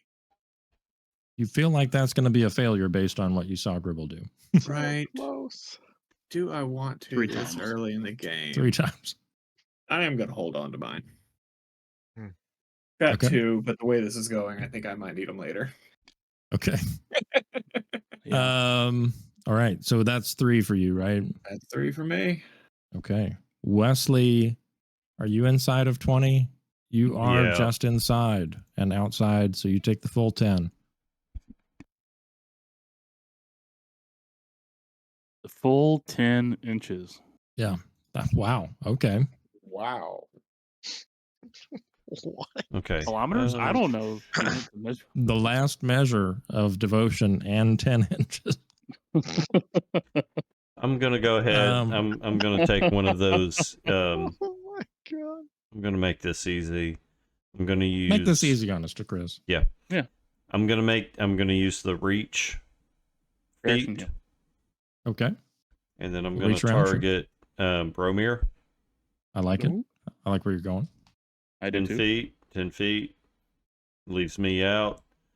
But I'm gonna cast that there brand new spell that I got called Protection. Protection. Gotta wear protection. What big if true. Put it in the chat. Let's see how the automation is. Terrible. Go ahead and grab that spell effect. Everybody. If you're inside the 10, you get the spell effect, but it is an emanation. So if you leave the 10, we're gonna have to update it. I don't know know what if there's Chris is. It's not Chris. It's you. You're the source of it. Oh, I'm the target. Okay. Yeah. Nice. Oh well, there's Got that. everybody in there. Protection. Oh, That is huge if true. It's gonna suck when I'm the one that dies. If I die, it is still emanating. your corpse is so protected. Your corpse will still be there. Yeah, I think it would still emanate from your corpse. Okay. That's interesting though. So But yeah, if they move that's- outside of that emanation, they lose it. Well, Or is it? That's a good question. Because it's not a burst. A burst, it would probably. I assume it would Right. stay. Emanation Burst is is also based off of a corner and not a square. Gotcha. Yeah. So that's a good question. I feel like this comes up a few times. Emanation, I think. Because it's not like an. I don't know. Emanation's like Yeah, you might be right. Yeah, it's not an aura. It doesn't have the aura trait. Yeah, it may. I think it may go with them. That's a good point. We'll play it that way. Good little spell. Yeah, so He and Monty and Svalder both need to get the spell effect protection. And then that's going to last for a minute on everybody. So it's basically like a burst. And I don't know. We can. All our viewers can let us know if we're doing that wrong or stupid. All right. Yeah, Even though that too. it's emanating from Bromir. Mm-hmm. Like, so if he moves, it should move. Mm-hmm. Yeah, I mean, I don't know. Yeah, I guess. Excuse me. Is it my whole body? Or is it just Your square. It says an emanation issues forth from each side of your space, extending out to a specified number of feet in all directions. For instance, the Blessed spell's emanation radiates 15 or more feet outward from the caster. Because the sides of a creature's space are the starting point for the emanation, an emanation with a large or larger creature affects a greater overall area. Unless the text states otherwise, the creature creating an emanation effect chooses whether the creature at its center is affected. That's all it says. Okay. So an emanation doesn't inherently move with the creature. I think it's the aura trait that makes it move. The aura trait says the aura is an emanation that continually ebbs out from you, affecting creatures within a certain radius. So the emanation is think of like a ball of light in my same square that I'm in. And an aura would be radiating off of me. But it's targeting one creature. So if he moves, it wouldn't be targeting him if it stays in the same space, though. Well, I think you have to have a target because it's not going to say target player square. So it's going to need to be worded a target, and I can leave that square, but the emanation stays in that square, right? Yeah, but That's the way I read it. Other spells, like say, like a space within this range or a space Right. at this burst. Well, so I think the clearest example that reflects what Chikris is trying to do, his interpretation, is that there are damage spells that are emanations. So it's an immediate effect that occurs and resolves instantly, and then that's it. Right. I mean, this has a duration, so it's unclear whether does it have its effect and the duration continues on the people who are affected, or does it create an ongoing aura type effect? I think it's pretty vague, what honestly, you said. but I think what you said. Whenever Chris cast a spell, it happened. Everyone within range got the effect, and it's going to last 6 minutes. Now it doesn't matter. Or Maybe 1 minute. Because so does the duration indicate like an aura type effect, or is it like a burst kind of effect that has a duration? First, it has a duration. Is what I'm going to say. It's like you cast it, and we all get that. Everyone within the range gets that for 1 minute. That's kind of back and forth, but that's how I interpret it. But yeah, for the purpose of just keeping the play moving, let's take Chikris's interpretation, because I don't feel like I can 100% gainsay it now. I'm not going to move unless I get pushed.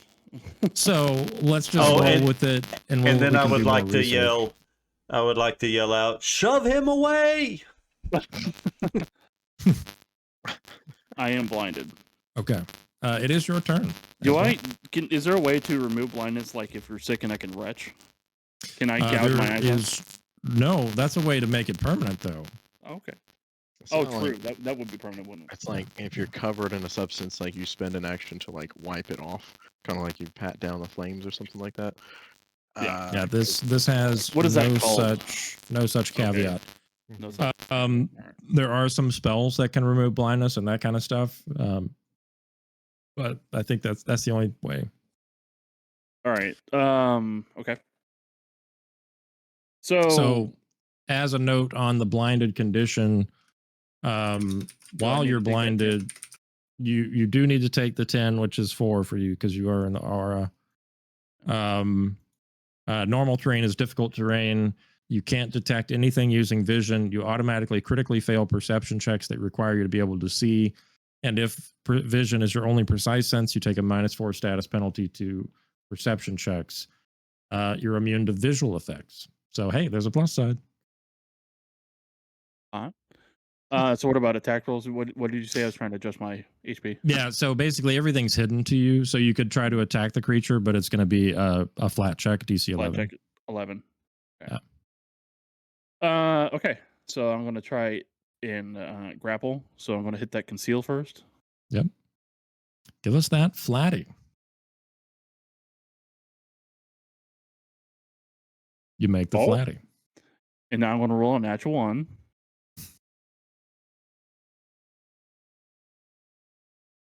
Mm. We're having fun with this video game, book. I thought the tide was about to turn right there. I was like, Gribble nails this check. I don't have the gains. It's all ground downhill from there. Oh, man. All right, second action. What's it going to be? What do when everything I do is manipulated? Pull out a gun. Yeah, that I can't use. Let's see. Let's do conceal check. Pass. And then with Crushing map, these concealment checks. dude. Let me tell you, when it comes to concealment checks, I found you.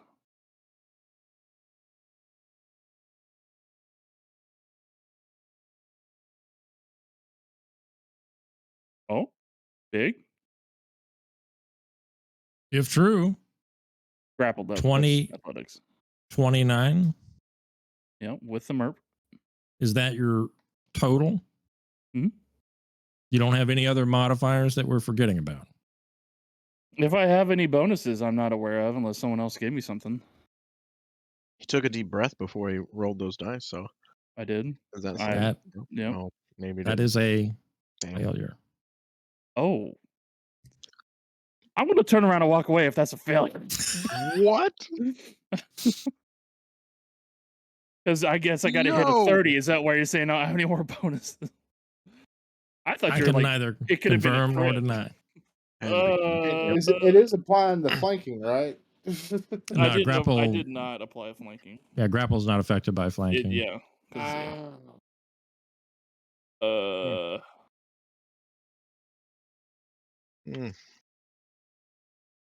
Ask me how prepared I was for this.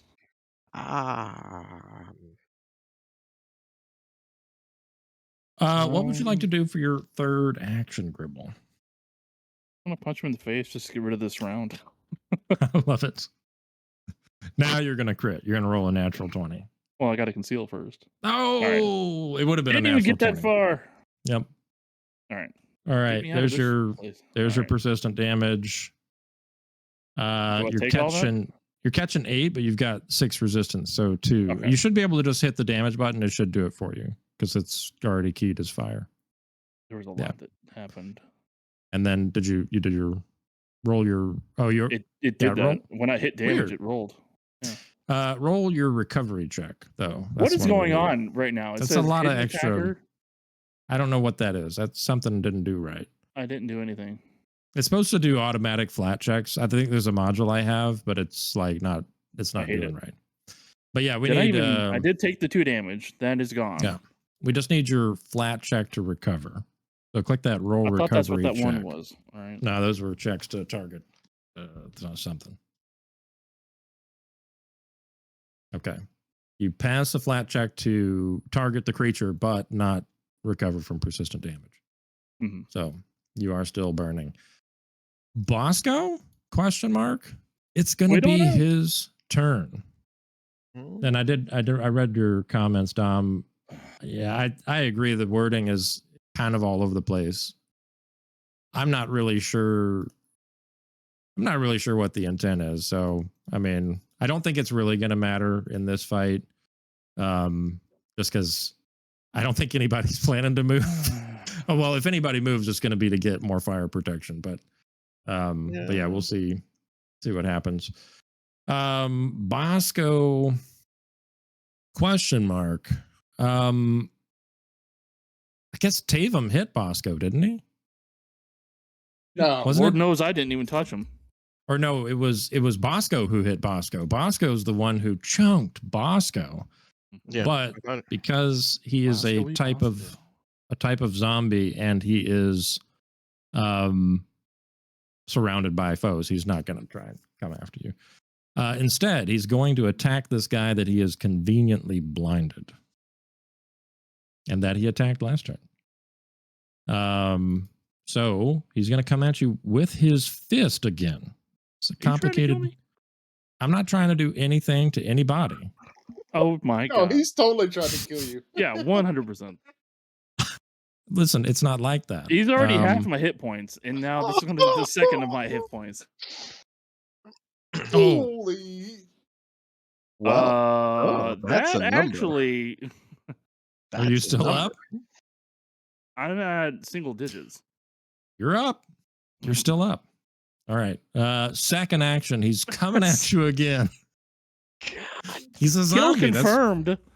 That's what zombies do. Coming at you with a little map here. A little map action. I don't think it matters. No.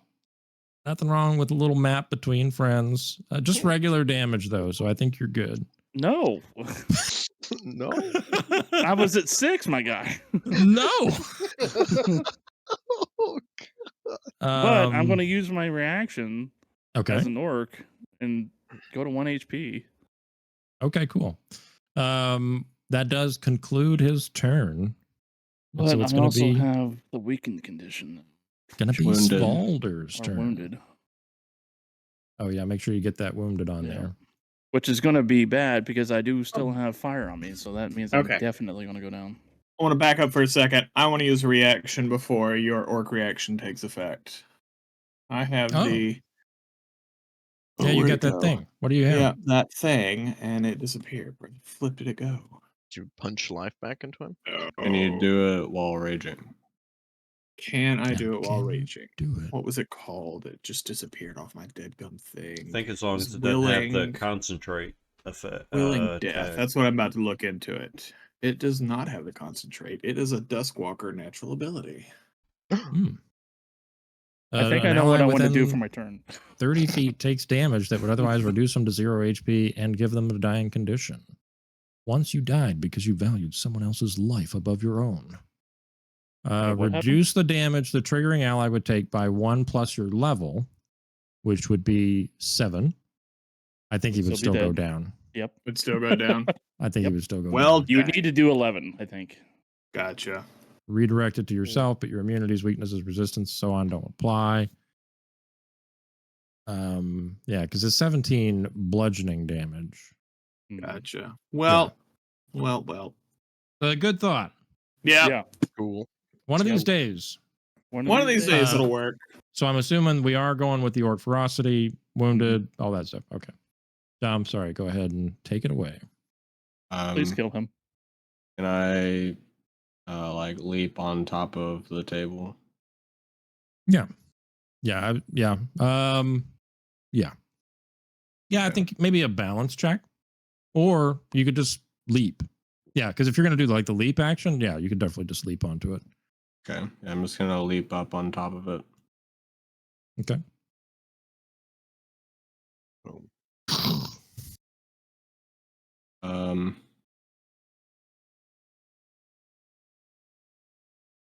Guys, I'm going to die.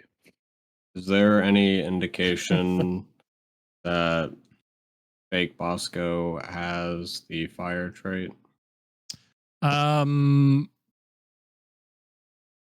What are you asking in reference to? I'll just put it in chat for you to read. Oh God, it's huge. It's a wall of I text. think you would probably assume that he might have the fire trait. Yeah, based on what you've seen. Okay. So my second action will be to extract element. Just targeting him. Okay. He will take 3d4 damage, and he will become susceptible to my impulses based on that fort save in there. Oh, nice. okay. Here we go with the fort save. Okay. And Is this a never mind. boss? But he does take the 3d4 damage. That is untyped. Well, it depends on his roll. He's just unaffected. Oh, Becomes right. Critical success. Yeah, unaffected. Okay, my bad. You're good. Wowza. Okay. Yeah. That's a lot of crit successes you've been rolling, man. You did say he updated and put new mods on. And the CR of these creatures. Like how all his rolls were hidden. Crack. You got one more action, right, Dom? Yeah, I'm just trying to think of what I wanted to do with it, since I was hoping that would at least have a success. Yeah.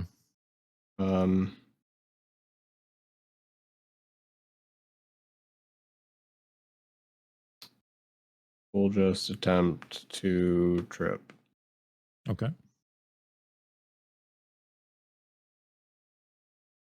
Athletics versus reflex DC.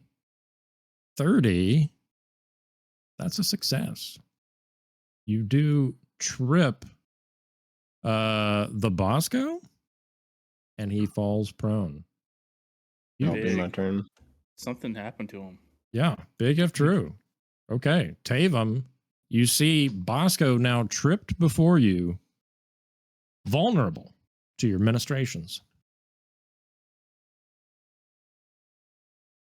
Get him.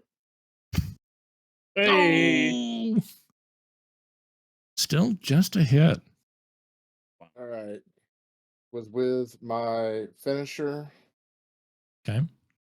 And so really need to be saying that before. You didn't get. I had it check marked when I made the attack. Oh, okay. I'm sorry. All right. Yeah. All right. That was only 15 damage comes through. Yeah. Good. You guys have him injured now. You see like another little like bead of that, that liquid orange fire kind of like dripping down his chest. So second action, I'm going to attempt to tumble through. Big. Cool. Get my panache back. Okay. Did you want to do that thing that you do? How does the teamwork thing go? You tumble through and someone can use a reaction to step? They can use a reaction to step. They have to be adjacent to the enemy, and they have to stay adjacent to the enemy. But I don't know if anybody actually wants to. Yeah, they may not want to move. Yeah, try to move. What are we trying to do? Well, so you wouldn't really be able to use it because you can't step and remain adjacent to Bhasko ? Gotcha. It's Unless you can step 10 feet, but I don't think you can. Let me double check it just to make sure. Tumbling, teamwork. An ally who is adjacent to the enemy can step as a reaction, but they must remain adjacent to that ally. Yeah. So a step is just 1 5 foot. Yeah. Yeah. So. Okay. Cool. I can't do any more attacks. I've already tried to demoralize him once before. So unfortunately, there's nothing I can do with my third action. I don't think. You could aid an ally. Prepare to aid. Doesn't aid take 2? No, it's just 1. No, 2 actions is the ready in action. Ah, okay. Aiding So do I have is to just 1. Do I have to specify which ally? Yeah, You generally specify an action that you're taking. Yeah, usually you say like, when so and so does X, I'm gonna do Y to help them. If you want to get detailed, Okay. But you can aid somebody in attacking or making a skill check or any of that kind of stuff. Okay, so And it will use your reaction when you do Yeah, it's it. going to consume your reaction Right. when they satisfy that criteria. So, like, if you say, I'm going to help him make an attack, then when he makes an attack, you can spend your reaction to then roll the check. Okay, so I will spend my last action aiding So when Okay. he tries to grapple, I will try to help him. Okay, cool. I like it. So that's going to make it Bhasko, definitive Bhasko, not question mark. Your turn. You're the one who's really chunked this guy out. I mean, do you think you can keep chunking him? you. And your boys are kind of clogging the sight lines here. Yeah, that's what we're looking at first off. So free action, clockwork celerity, get that extra. I'm sorry, my bad. Quick jump in here. Okay. I think we missed some fire damage on start of turn. Yes, we did. Dom, did you catch it? What? Fire damage when you started your turn, 4 points. Oh no, sorry. So I think Dom, Tavam, and now Bhasko Yes. need to get. But I'm outside of. Oh, you're out. Yeah, so 10 for you. So 10 for me. So just a quick question: when are we planning on taking a break, or should I just go now? That's a good question. Let's finish out the round and then we'll do a break. But yeah, if you want to go now, I mean, your turn's already passed. So. Yep, and I'm gonna aid, so y'all know what I'm doing. Oh right, yeah, you're gonna do an aid. We'll need you to roll that check. Never mind, you can't leave. Bhasko, be quick. Gonna run to kind of this corner back here, 25 feet. Okay. So that free action for celerity, I took the damage already. Free action for celerity. And first full action's gonna stride. Oh, hold on. Oh my god. Back here. There we go. To try and get as much distance away from that. There's heat coming off this guy and get some kind of clear line of sight on this. Free action, reload, and then second action, gonna fire. We'll say, yeah, because I need to reload first because it didn't reload for last time. So free action, reload, fire as my second full action, targeting Bhasko. So change the damage type in the stat block to bludgeoning instead of fire, just so it'll show up as that. But let's get a crit.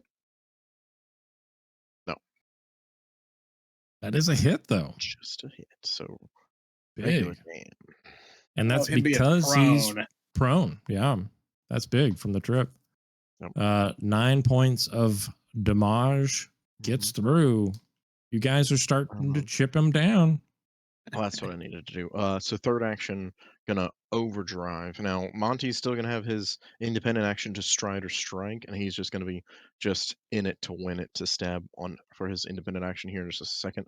But I'm gonna. Well, I think one thing I think on the celerity, because you have a construct innovation, right? No, my weapon innovation is the gun, and so I have as one of my class features was a prototype construct companion. Oh, so okay. Okay, my bad. Yeah, sorry. No, you're good. You're good. Okay, so yeah, you can do the free strike or reload. Okay. Yeah, and it's just because I'm toting the weapon innovation, he won't get a free action. Right. So yes. Well, you can still strike though, right? Yeah, he has independent companion, so he gets that one stride or strike. But I'm gonna where'd that action go? To overdrive. So crafting check to as my third action, trying to crank this weapon into next gear. Oh, nice. You went into overdrive, brother. So so you get your full int on hell yeah damage. Okay, so let me drag this over here and crit success, and that lasts for a minute. Yes, I can't use it for. Oh no, yeah, it's for 1 minute. Excuse me. But okay, his Amonte's attack on Impasta Bhasko. It's gonna be a miss. You just see him just swiping that blade arm back and forth, trying to get a stab in while everybody else is punching and trying to stab as well. And It's close. Close. That's gonna be the turn. Okay. All right. Ha. You're up. Take your 10. Yeah. 10 Catch your 4. 4. Because you are in range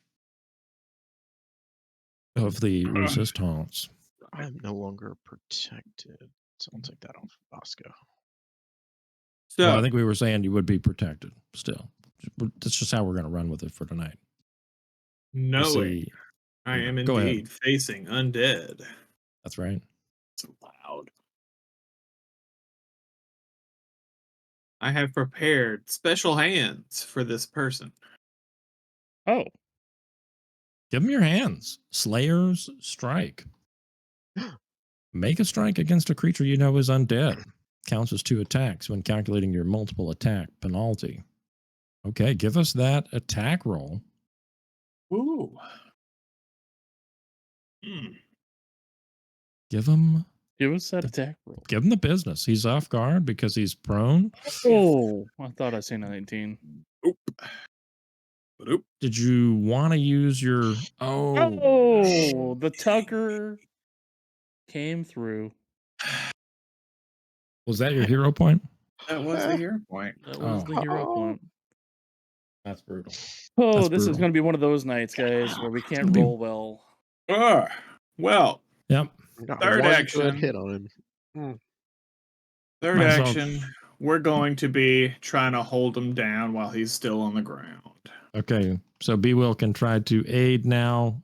You can aid with, I'd say like athletics or whatever. And then I am -8 penalty, right, for double map for this would technically be my third action. Right. Let's see what B Will's aid gives you for a circumstance bonus here. Yeah. You're muted, B Will. Or are you B Will talking? Yeah, sorry. Acrobatics or athletics or just athletics? I mean, aid is pretty broadly worded. I'd be willing to allow an acrobatics. How are you gonna aid the grapple with your acrobatics? I will do a handstand on his legs. Okay. All right. I'll allow it. At least he came up with something. Yeah. Oh no. On his legs, right? One success. That is a success still. So +1.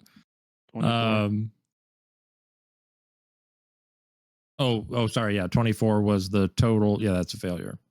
Bonk. Okay. Well, Wesley Stolero. Yeah. I'm gonna go ahead. What do you got for us? I'm gonna take that 10 fire damage. Get it? That's good on you. Yeah. I'm tempted to give you a hero point, but I won't. Yeah. And I'm gonna target Bromir. Please let it be. You're gonna strategically just never mind. He's gonna hold his turn again And shoot him. He's gonna attack. It's not He's much. like, It's only a "Trust me, rank Bromir." 1 spell, but I rolled max healing on it. 16 HP. It's just giving you a firsty, bro. okay.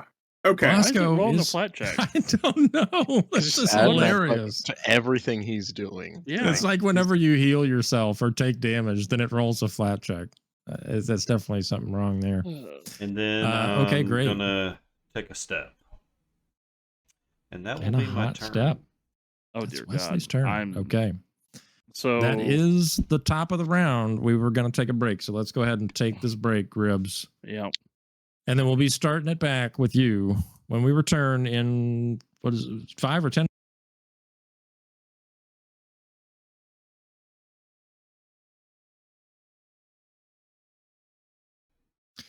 Welcome back to the stream, everybody. I assume that we're live again. we don't get countdowns or anything around here. We get all right. Oh hey, we're live. We're live. That's right. All right. All right. That's so true. I think we're live. I don't know. Let's roll with it.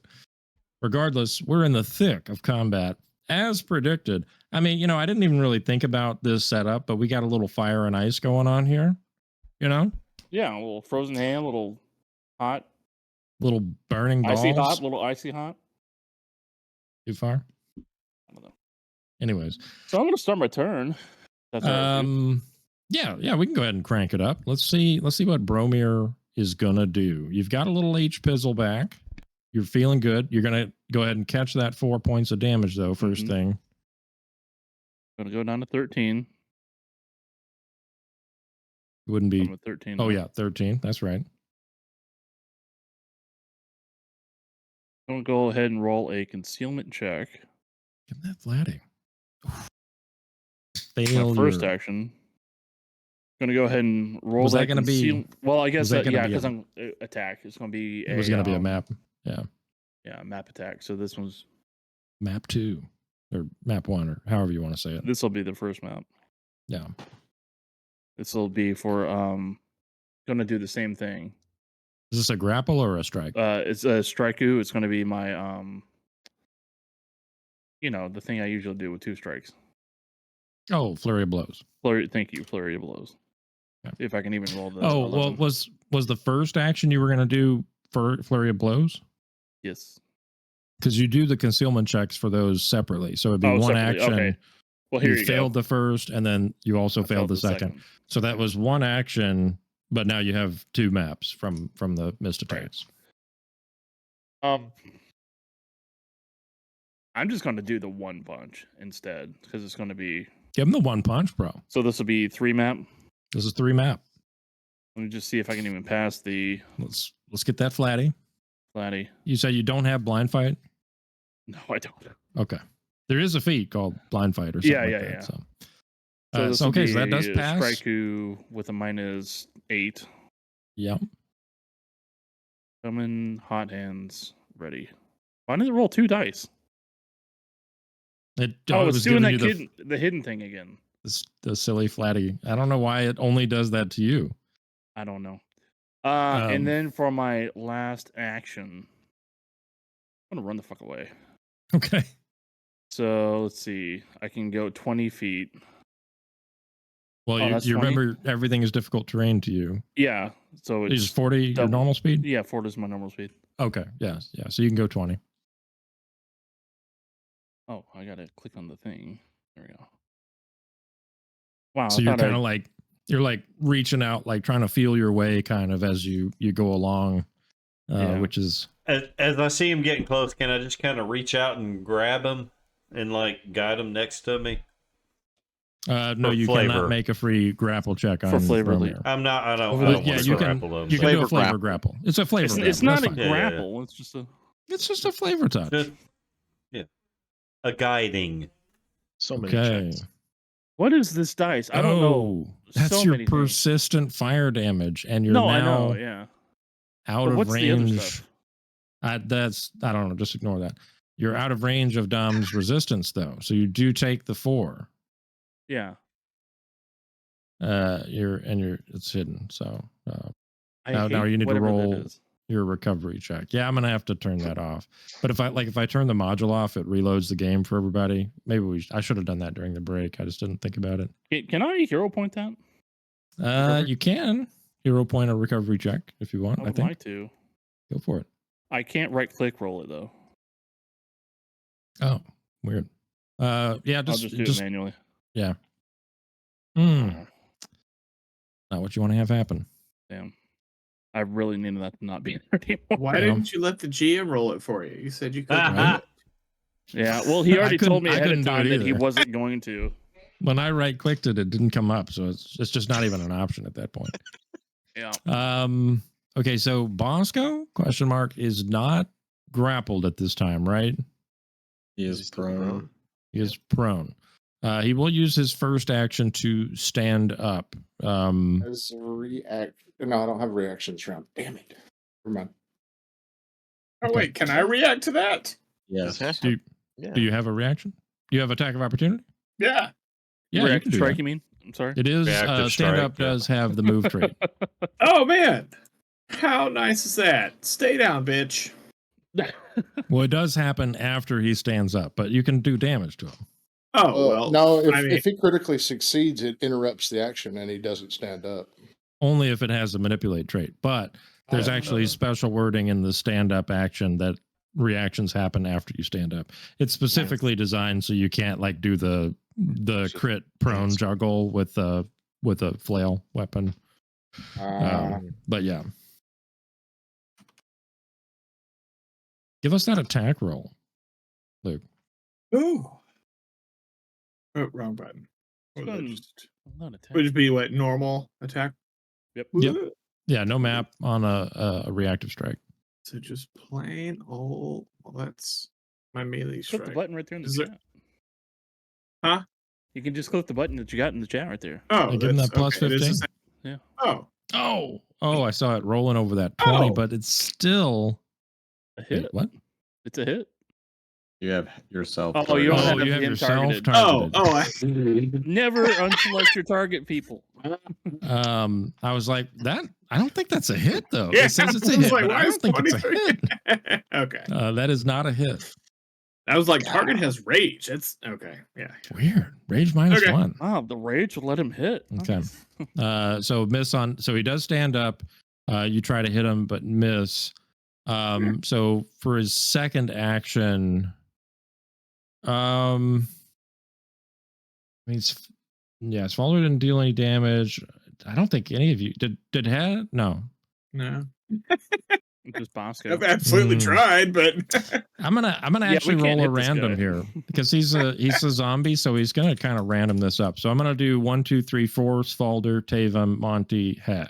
This is gonna be a D4. That's Monty. Monty is getting the full Monty, as it were. He doesn't have a whole lot of health. What's that? He doesn't have a whole lot of health, so if you kill him, I'll have to kill him. You want to delete that, GM? Delete what? What you just rolled, it's got a damage and the heal and all that. Yeah, we can get rid of that. Okay, here comes the attack on Monty. For the full Monty. Oh. Yeah, see, every roll. Where was these? Yeah, why couldn't I roll this shit on Frozen Hand, right? You have a plus 17. Yeah, I think this attack roll was better. Okay, here comes that critical damage. 28 points. Only 28? Just 28 points. And a little fire for flavor. It says Yeah, and a little plus 2d6. Yeah, if you just hit the damage button, that's persistent damage. If you do the damage, it will apply it automatically, the persistent. Gotcha. Because that'll Now for companions, I think they don't instantly die. They still get death saves and that kind of stuff, right? It's a construct. Oh yeah, he becomes broken, right? Yeah, I think he just goes to the broken state, and then I can just repair him. He doesn't die. He just goes inert, and I can just repair him out of combat or whatever. Or, well, he's not my innovation, so I can't cause him to explode. But which would be cool if he just goes nuclear right there. It's like, Dom, it is your turn. I'm gonna look up the construct companion real quick, but Dom, go ahead with. Save us all, Dom. Yeah, I think you're gonna have to save us. Extract element again. Give him that element. Okay.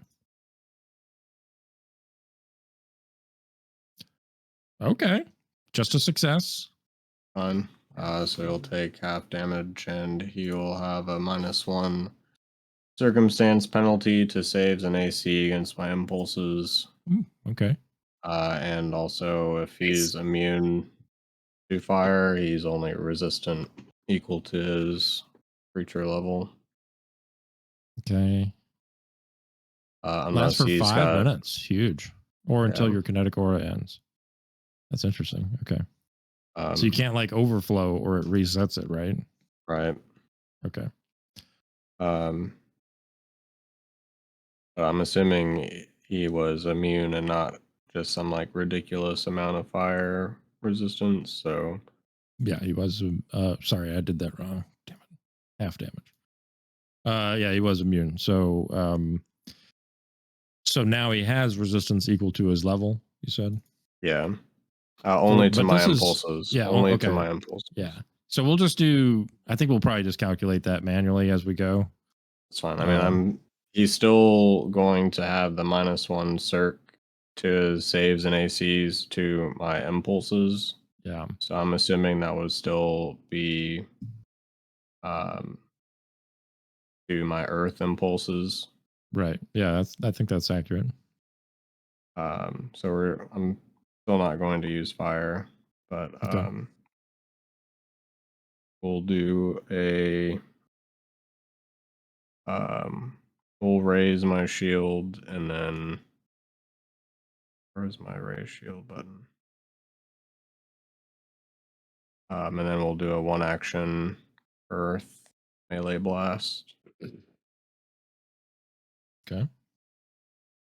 Oh my god. Oh, Hero You have point that. terrible Give luck, it- man. give I'm him the fully hero aware, dude. I believe. Don't need everyone to remind me Oh my every single time. Feels bad. Okay. Tavam, you're up. What are you gonna do? Oh, Dom, did you get the 4 damage? And No, I Tavam, didn't. Tavam needs to get 4 damage too. 4 damage. Just chipping you guys down. All right. I mean, at least it's chipping, not slicing. Yeah. So It would be like if it were 10 damage every turn, this would be, I think, a lot more problematic. I'm going to confident finisher. Okay.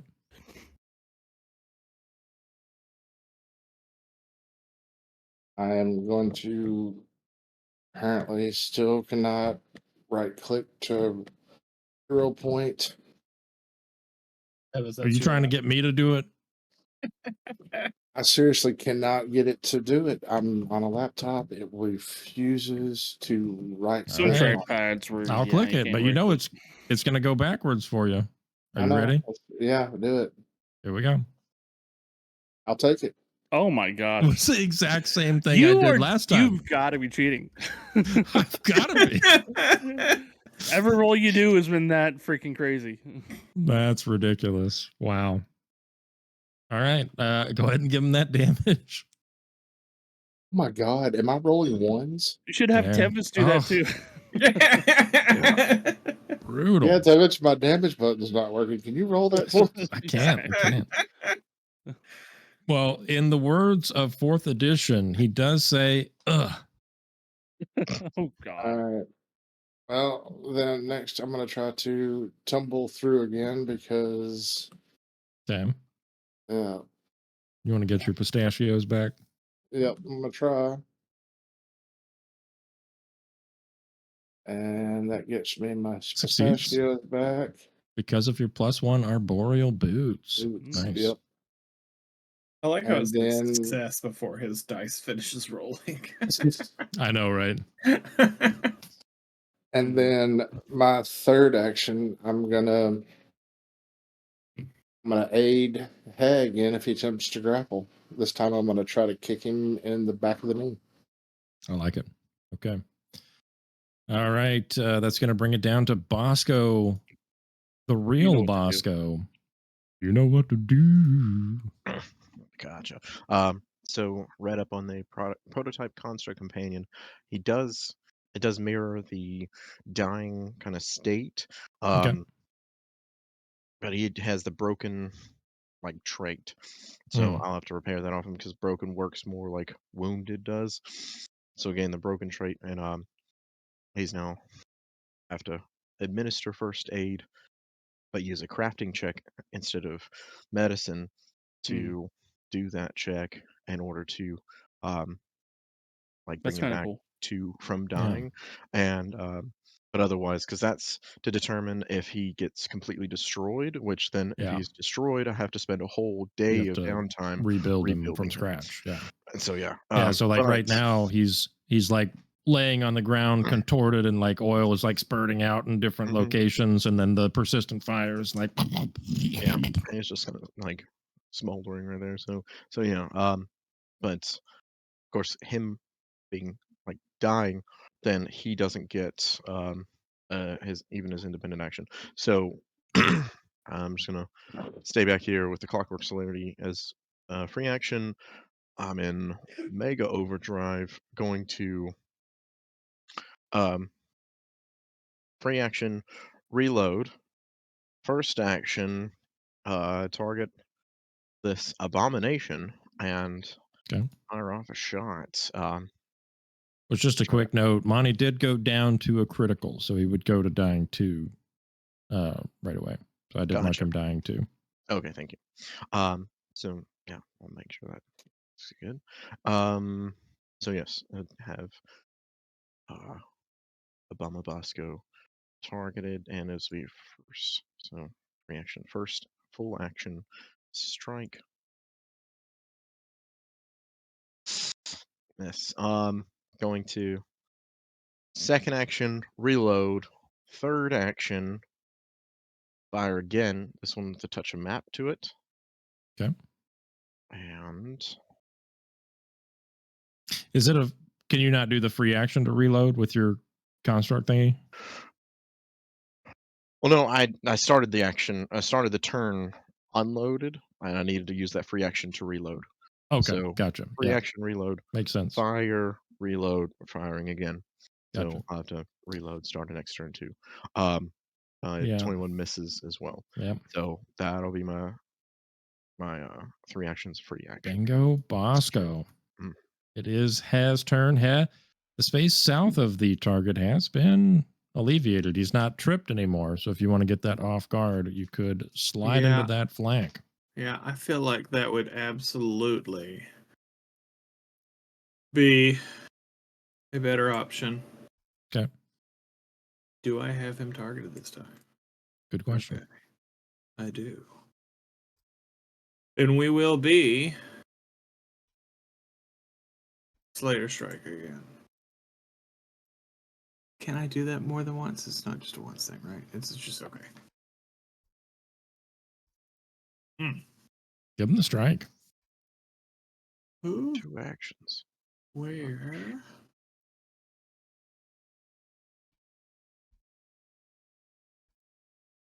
Are you linking your strike before you click the button? Yeah, he clicks there's a strike. Yeah. Yeah, I've got it down here as I guess, a macro to pull it up. That is a miss. Hell. Okay, that's it. Brutal. Did you catch your 4 damage? I did not. Okay. Wesley, are you outside of the 20? You are outside of the 20. That's why I take it off my temp HP. It doesn't show the -4, but yeah, it looks like it, but it came off though, right? Off the temp. Yeah. Okay, so Bromir here still looks like he's on fire, right? The persistent fire is still persistent, even though he's out of the. That's maybe right. I'm burning. All right, so I'm burning for you. Here's a spell that I don't know that I've really had a chance to use yet. Oh, I'm gonna cast that Rousing Splash on him. Yeah. Rousing Splash. Gains a D4 temp H pizzle, which lasts for 1 minute. The target is then temporarily immune.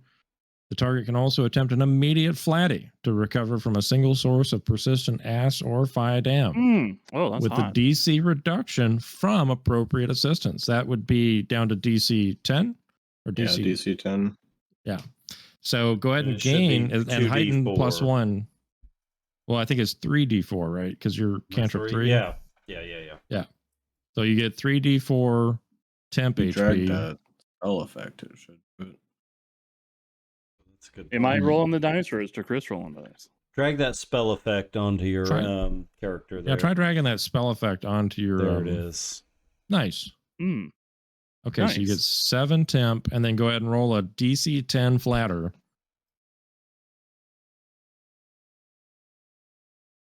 God. That's a D10. No. I think you want to roll a DC 10. I was not even thinking at all, obviously. Hey, natural 20. Hey! Hey, it worked! Splash of water to the face. Okay, so you do clear the And I'm no persistent longer damage. blinded either. Wow. That's not how it works, Whoa. unfortunately. It What didn't. a spell. It didn't wash the acid out of his. Okay. The fire out of my eyes. Had to Yeah. try. So you All do right. have one action left, Chris. What's Yeah. it gonna Huge be? So spell. I'm gonna target He Yeah, that's good. with a guidance. Oh, pop him with a quid. Okay, we'll drop that on there and the immunity. That will Okay. be my turn. So we're back to the top of the round. Bromir, starting your turn. Unfortunately, you are outside of the 20 feet. You lucky bastard. So you don't take your 10. Hell no. What are you going to do? Absolutely nothing. That's my turn.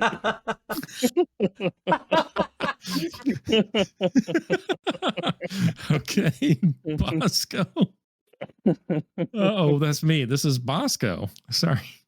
Okay, he knocked down Monty. So I'm gonna go D6. 1, 2 is Falder. 2, 3, 4 is Tavam, and 5, 6 is gonna be He.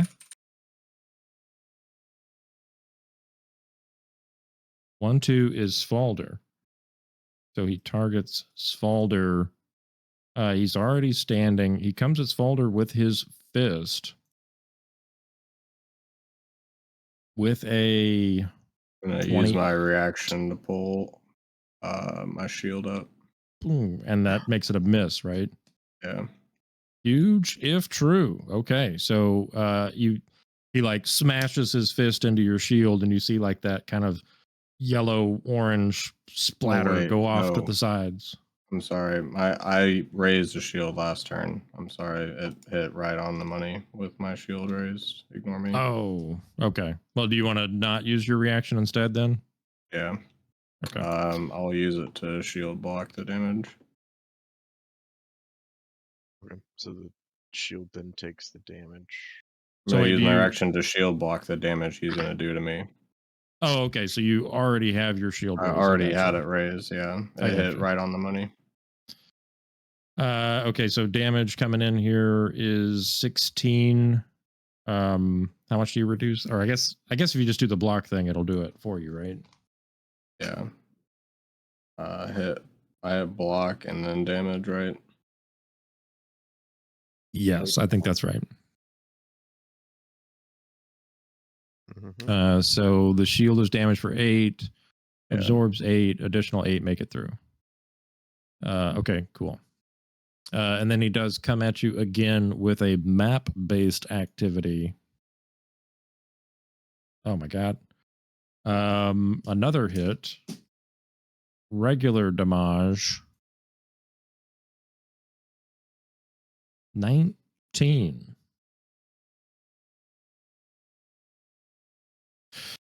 And that is the end of its turn.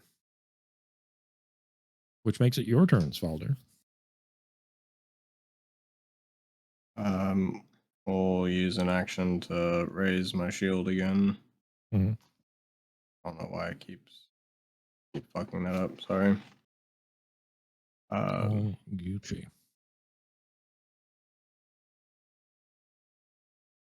We'll do an action to trip. Nice. Last nice. Let's just go ahead and hero point it. Fuck it. Okay. Put it in the fuck it bucket. Okay. Still a failure.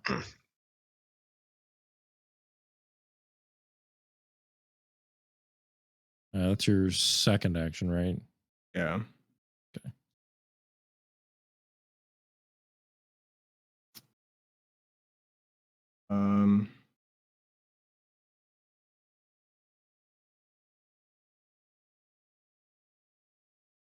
Don't really have anything that has any good chance of succeeding on a third action, so we'll just swing.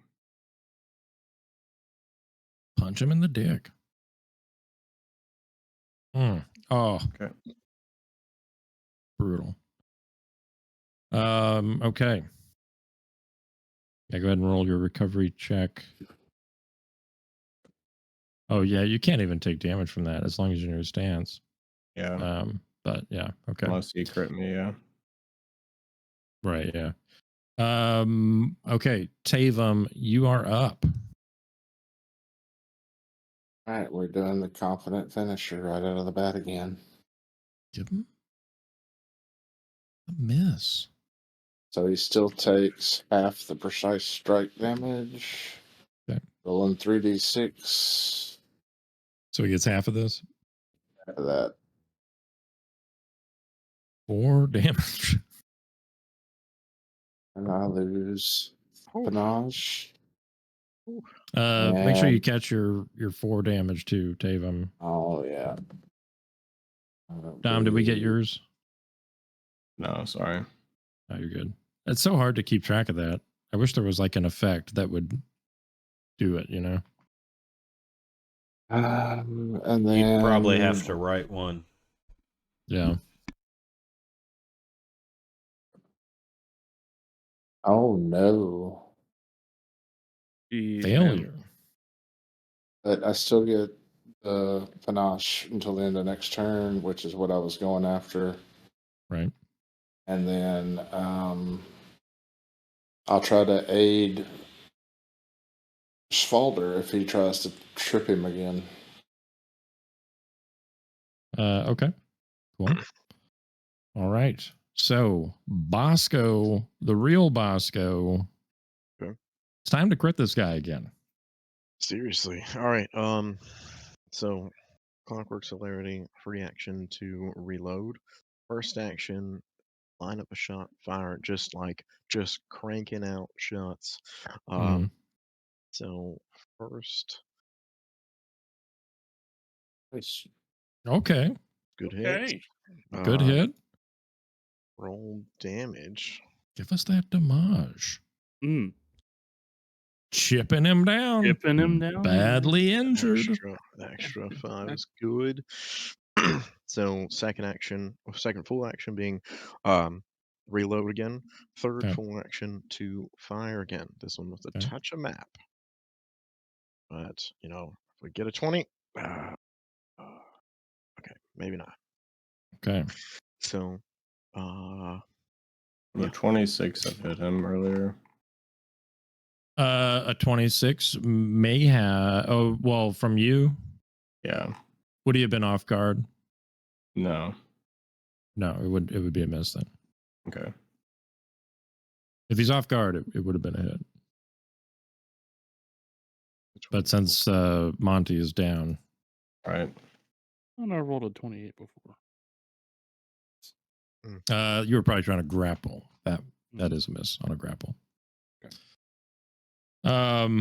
Bhasko, what do you got? Turn. That's the turn? Okay. Yeah. Gosh.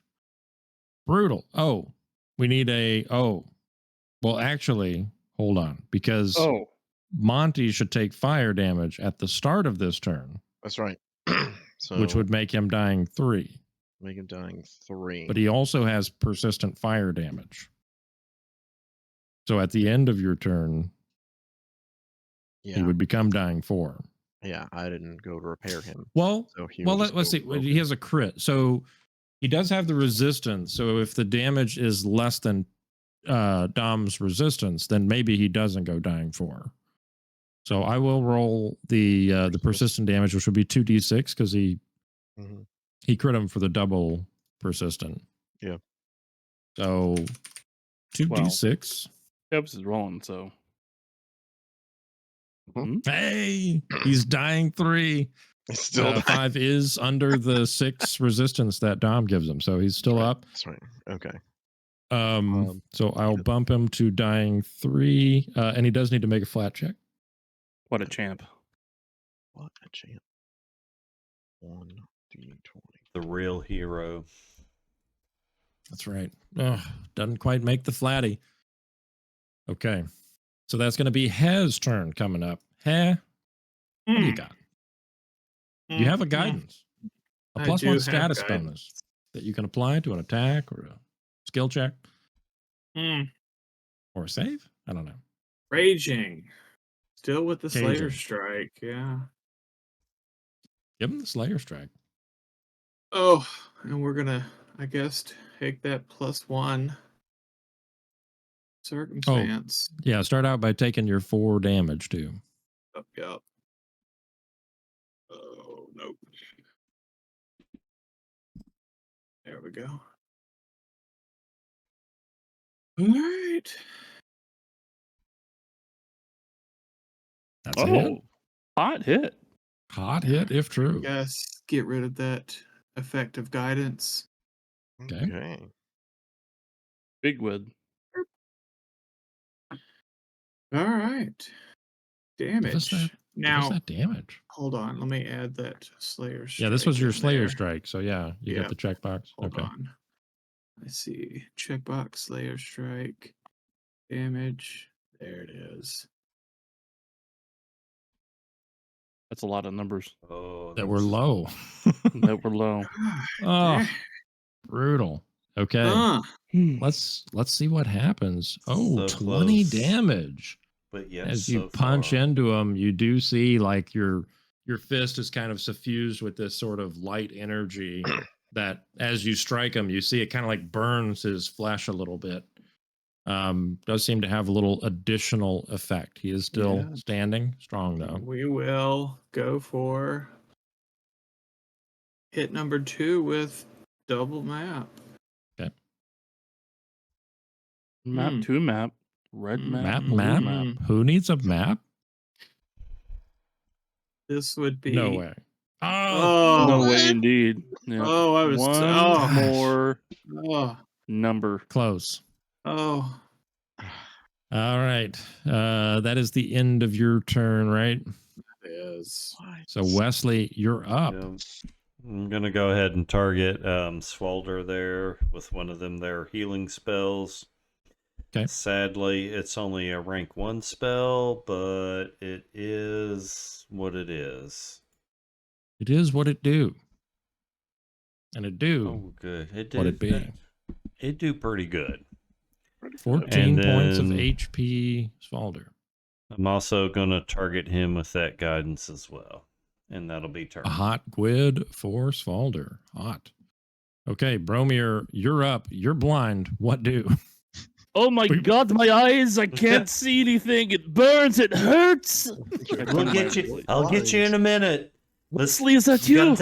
We gotta take care of the. Dear God, make the pain stop, please. Dear God, how many, God, it hurts. I'm going to end my turn right there. How many rounds has it been now? Is that 3 or 4? That's 5. Oh, that's blinding? Of blindness, yeah, because you're blind for 10 rounds. Well, no, I'm just saying, like, we may need to keep track. Eventually, it's going to go away. When it gets to round 10, that will be the 10th round of blind. Well, that's true. Do we have? Yeah, we're my round rage 5. has 6 rounds left, so I assumed I raged the exact same round he got blinded. Yeah, because he blinded you on the first with round. science. Even actually, I'm going to take it. I'm just going to step down here. Hot step. I like that. That's good step. Get You actually behind can't me. step Get because behind it's me. difficult terrain, I've but got you can your stride back. there. I've got your front. I meant walk, whatever. I have 3 rounds of movement to get 1 square. I hopefully can manage. All right, Bhasko ? Let's see. Well, no, wait. Tavam hit him, right? Or Haze hit him? Yeah, Haze hit him with the. Yeah, he's going hit for him. Haze. Yeah, I imagine he's absolutely coming after me now. For sure. Okay, so I did the damage. oh shoot, I forgot, Dom. I forgot to have you roll a save on blindness because he hit you right last turn. Oh yeah, twice. Oh shit! Yeah, give me 2 hot saves. These are fortitude saves. Well, the first hit's a shield. That it doesn't matter. Gotcha. Yeah. Okay, give me another hot save. Okay, so those are both just failures. So you're blinded for 1 round. So yeah, this next turn you'll be blinded for that. And then also, what made me think of this is, I need you to give me a fortitude save. Right? Did I not roll the attack yet? Here? Yeah, No, you have to hit him first. Do you think I should roll decided to hit him, That's but right, you my have not bad. hit him yet. I've decided that we're gonna hit with this attack, so it's gonna be a natural one. No, Yeah. okay. No, we did hit with the attack though. Yeah. So go ahead and I give, would like to use Yeah, a reactive strike. Can't What? react Wait, to what? somebody striking I want you. to make sure. Let's see if I can't crit roll and knock this hand out of the way. Yeah, give me a fortitude save. Who's lining it anyway? And here comes some damage. 13 points to He. Fortitude. Okay, you are good. And we do damage. And then he's coming at you for a second swing. Oh my god. There's the crit. Was that Bhasko? Oh, because it was It's Bhasko. Question mark. Yeah. Question mark. Let's go. So this is another fortitude save. It is going to be another fortitude save, and you're getting some hot damage. All right. What did we do here? 34 points of damage. And you do fail that save. You are blinded for 1 round. Oh, for fuck's sake. Welcome to my world, everyone. I mean, yeah. But it's not just the 1 minute. It's just the taste. Yeah. You said just It's 1 a free minute or 1 sample. round? No, yeah, you just got 1 round. 1 round. I got the minute. Yeah. You got the free sample. That is the end of his turn. Svalder, you're up. Catch that 4 points of fire damage. And then rock out. Okay.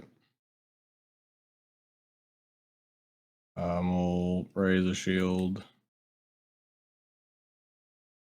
You've got like blinding Why did embers I in get- your eye. Why did I get moved down to 1 HP? I don't know. What happened? What is with your thing you added, Tevis? I think maybe, yeah, there's something that's definitely screwy. Yeah, it's got to do with the blinded, I feel like. I don't know if that's it. I saw it say he took like 35 points of damage. I don't know where. I don't know from what, but Oh, well, Hannah took 34. Yeah. Yeah, it took 13. I wonder if it like copied Hez damage to Dom somehow. Mm-mm. Anyways. Okay, so you're raising the shield with the first action. Yeah.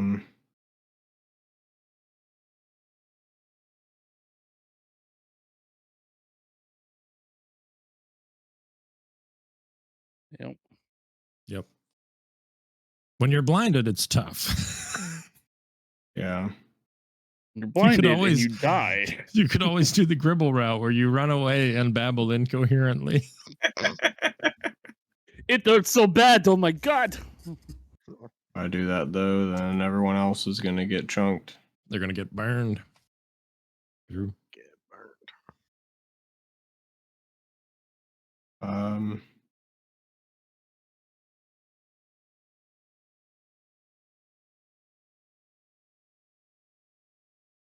I guess we'll just chug through the blindness.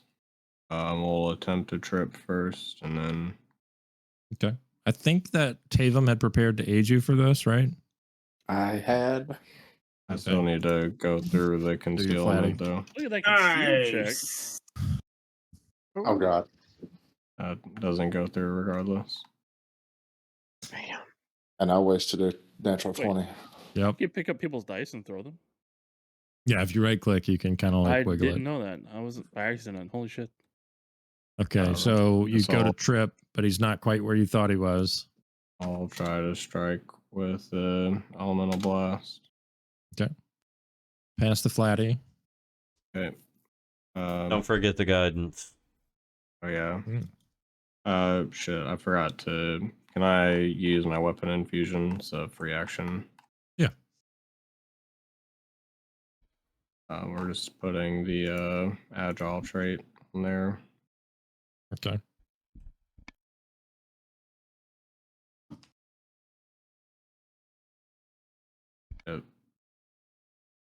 Wait, what? I guess it Oh, it's has doing the hidden flat check. built in. Yeah. I it gotta turn has that it off Because So it's like you don't notice it when doesn't they're always blinded. do it though. It's Doesn't counting always him do it? as flanked also, if that is Oh. a miss. Let's see. Your total roll was 28. 28, Right. yeah. Yeah, that's still a hit. That's still a hit. Okay. What really mattered was probably the gate attenuator and the guidance. Both got you there. I'm glad that 20 is wasted. Yeah. I Yeah, can't what wait was for you to that? turn that off. It's I Oh, just it's rolled another it flat again. check. Oh my Yeah. god, that's terrible. I just rolled damage and it did the flat I know Yeah. it did that for me too. Okay, so this is slashing damage, right? I have it set to piercing. Or no, I have it set to slashing, sorry. It's Okay. not slashing. Slashing. You slash into him, and as you do, you notice like kind of a line almost of that orange hot magma looking stuff just kind of like pours out of his chest as he does take some additional damage from that. Nice. Hot, if true. Is that 3 for you? Yeah. Okay, you got some persistent damage coming in here. Oh, but yeah, With you the can't flat take check. damage. Flat check to target the guy. Well, that's Haze. It even says Haze hidden to the attacker. I don't even know what's going on. What is Tevis, please. I think so. I think what it is, part of it is because of what I have targeted, because I have targeted from Bhasko. Yeah, So but for some reason, question mark is apparently blind as well. So yeah, I don't know. Yeah. I don't know what it's doing. But Nobody Dom, knows. if you want to roll the actual recovery check, you can. Not that it really matters because you can't take damage from this, but feel free. Okay. Tavam, you're up. All right. So after noticing that slash did a bit more damage, I am not going to be confident finisher, but I'm going to try to strike with my dagger. Daggers are piercing. Or it's versatile. Oh yeah, you can pick. Oh yeah. Yep. Okay. Yeah, cool. Yep. But that that's a miss. missed. And I have no hero points, so we're going to try a little map. It hit. Off guard? Off guard. That looks like a hit. That's a proper hit. So here comes some slashing damage. Big Explosion slash. damage? More Then 12. magma starts flowing out of his chest, and now it's like almost kind of like you can see the scars and the seams, like it's getting brighter and brighter in the room, but he is still holding on. Flaming? Well, magma. Come on. I mean, I'm gonna with some hot map, confident finisher, because it's gonna be only a -6 for me because this is an agile weapon. That's true. That's true. Come on, baby, give it to daddy. Oh, wow, yeah, I got it to myself, didn't I? Oh, I think that's what you get for saying give it to daddy. absolutely gave it to you. I agree. I agree with Verbal. You deserve every inch of that critical miss. Yep. All 10 inches. All 10 inches of that. You filthy, filthy man. No. That's 3 actions for you, right? Did you get that 4 damage at the top of the round, B-Well? I did not. Damn it. I don't want to. Okay. Bhasko, the real Bhasko, you're in there. But Monty is going to go ahead and catch that 4 points and go dying 4. So he is destroyed. In the background, oh my God, we you have a hear first death. He's the dead, Jim. Of a woman as if Gandalf had just perished. You see Monty just like, brother, I hurt, and then just shut down and collapse on the floor. Oh, and the oil is spurting, and the fire is like, and eventually he just like catches flame, and it engulfs him. Immolates. Bye, Monty. He gave the last full Monty of devotion. Full Monty. Bosco just looked so determined on just like reloading and firing and reloading and firing. And he notices and hears that from across the room, and he just kind of stops for a second and he goes, "No!" And then free action reload. First Is this action. it's like a Darth Vader no? Yeah. No. Yeah. And so celerity free action to reload. So first full action to fire a shot. Big money, big money. Big Monty, Big Monty. Hey, baby. Regular hits. Okay. That's a hit. I'll take a hit over a miss Lower any day. hit. Pocket twos. Okay. Pocket twos. The ducks. Oh, I thought you said Monty, hot twos. Hot twos.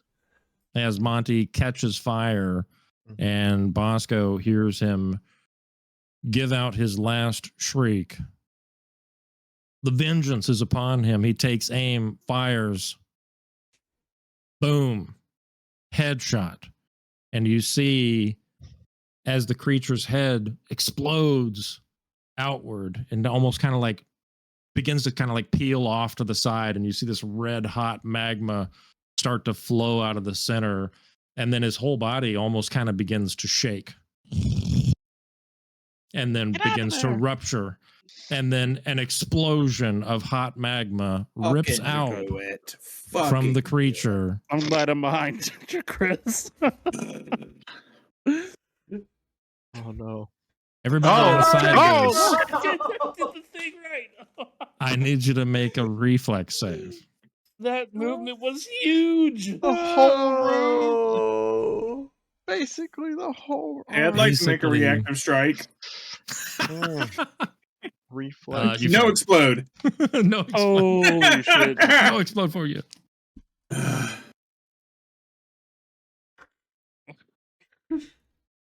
Chris, you saved me. I may have. Like I dodge out, like throw myself back into Bromir to push him out of Like the a way. diving Yeah. slow motion. Just jump up against the wall, I guess. Like just Okay.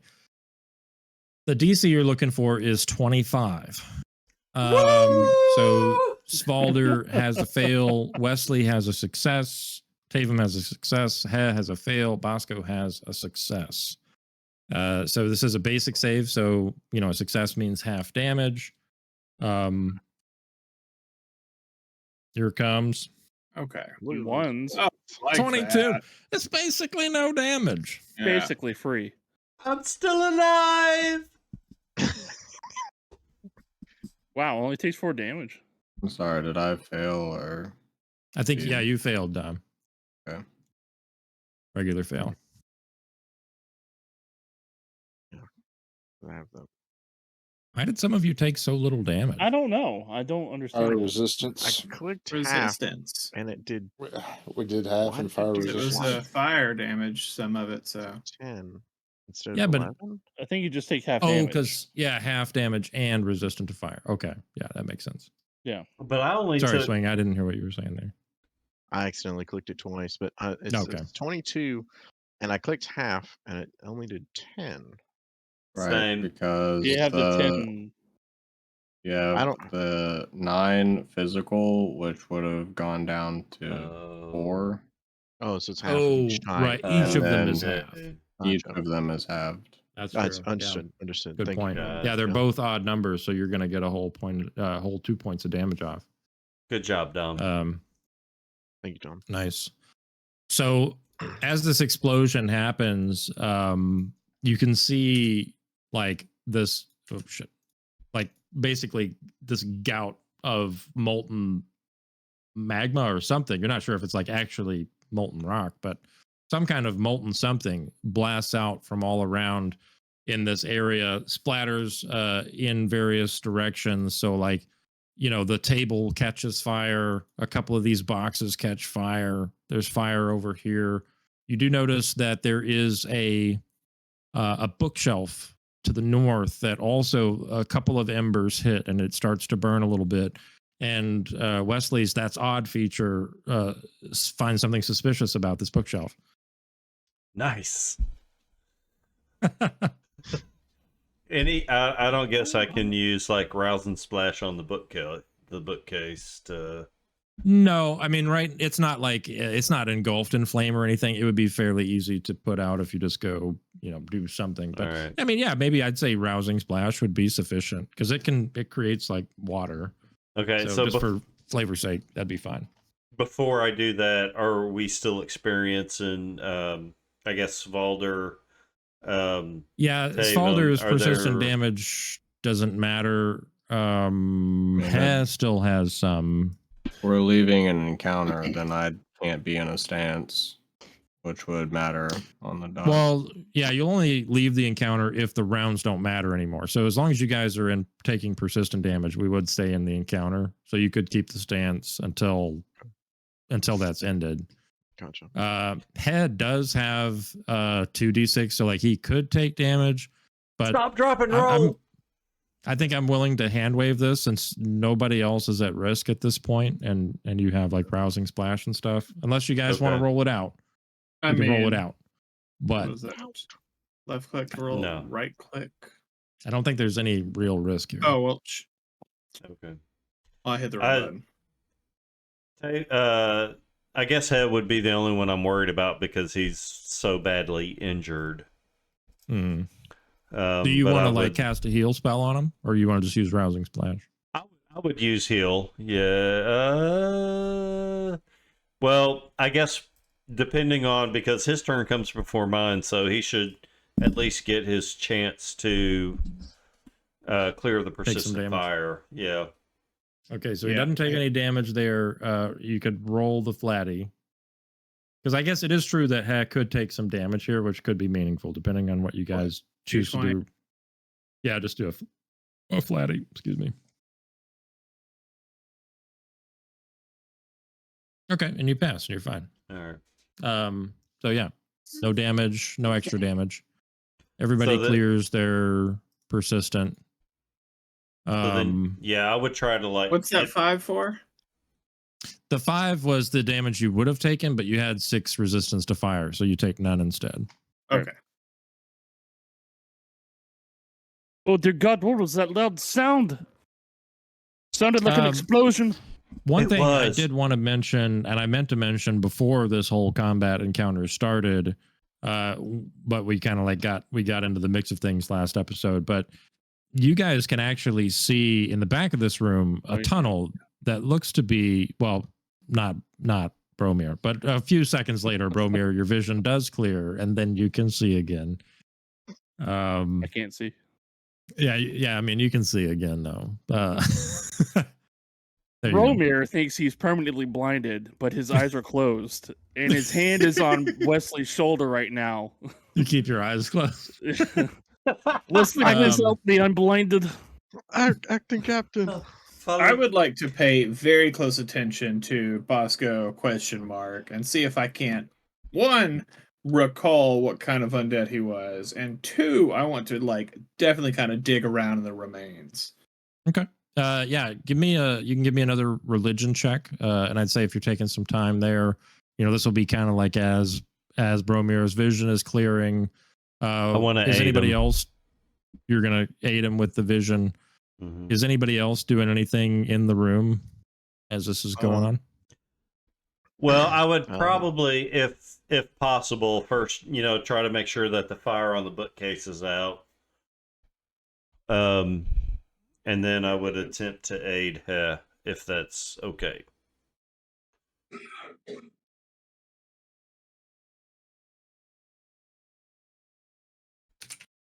I was just gonna say, Bhasko kind of dodges the spots of still kind of burning embers and stuff from the explosion, and gets over to Monty, kind of pats him on what little fires are still going on him, bats out the fires on him, and then goes to try and sit him up, kind of hold him in his arms for a second, and then just kind of cradles him in his arms, we're gonna make you better, my boy. We're gonna build you better. We're gonna be stronger.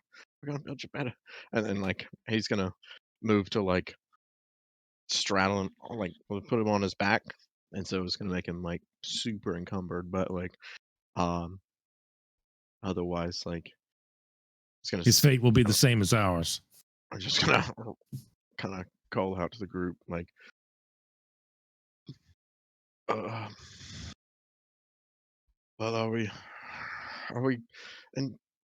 investigating this tunnel back here, or will we be taking some time to head back to the ship? I think we should check out the bookcase first to see what it holds. There's something Yes. oddly strange about it. Good idea, Wesley. And I, with my eyes closed, start feeling my way to the bookcase. Follow. Just hold on to my shoulder. I will lead you there. Just guide me to it. And I'd like to roll a perception check. Okay. Roll a perception check. Are you keeping your eyes closed while you do I this? do a sneaky one eye open real quick, and then I close it. As you open your eye, it seems like you see a lot more than you did before, but you quickly close it and make your way to the bookshelf in question.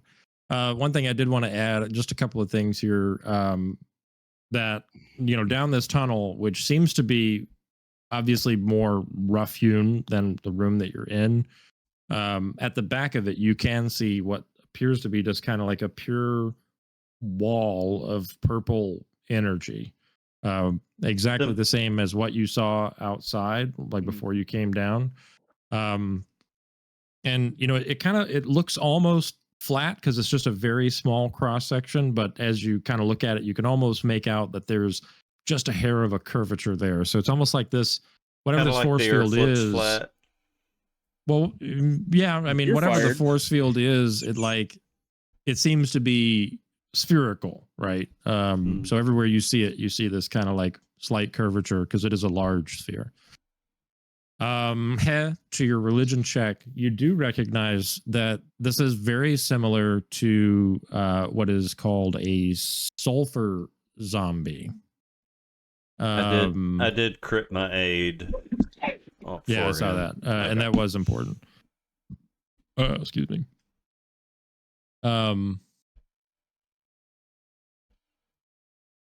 Sorry, sulfur zombie.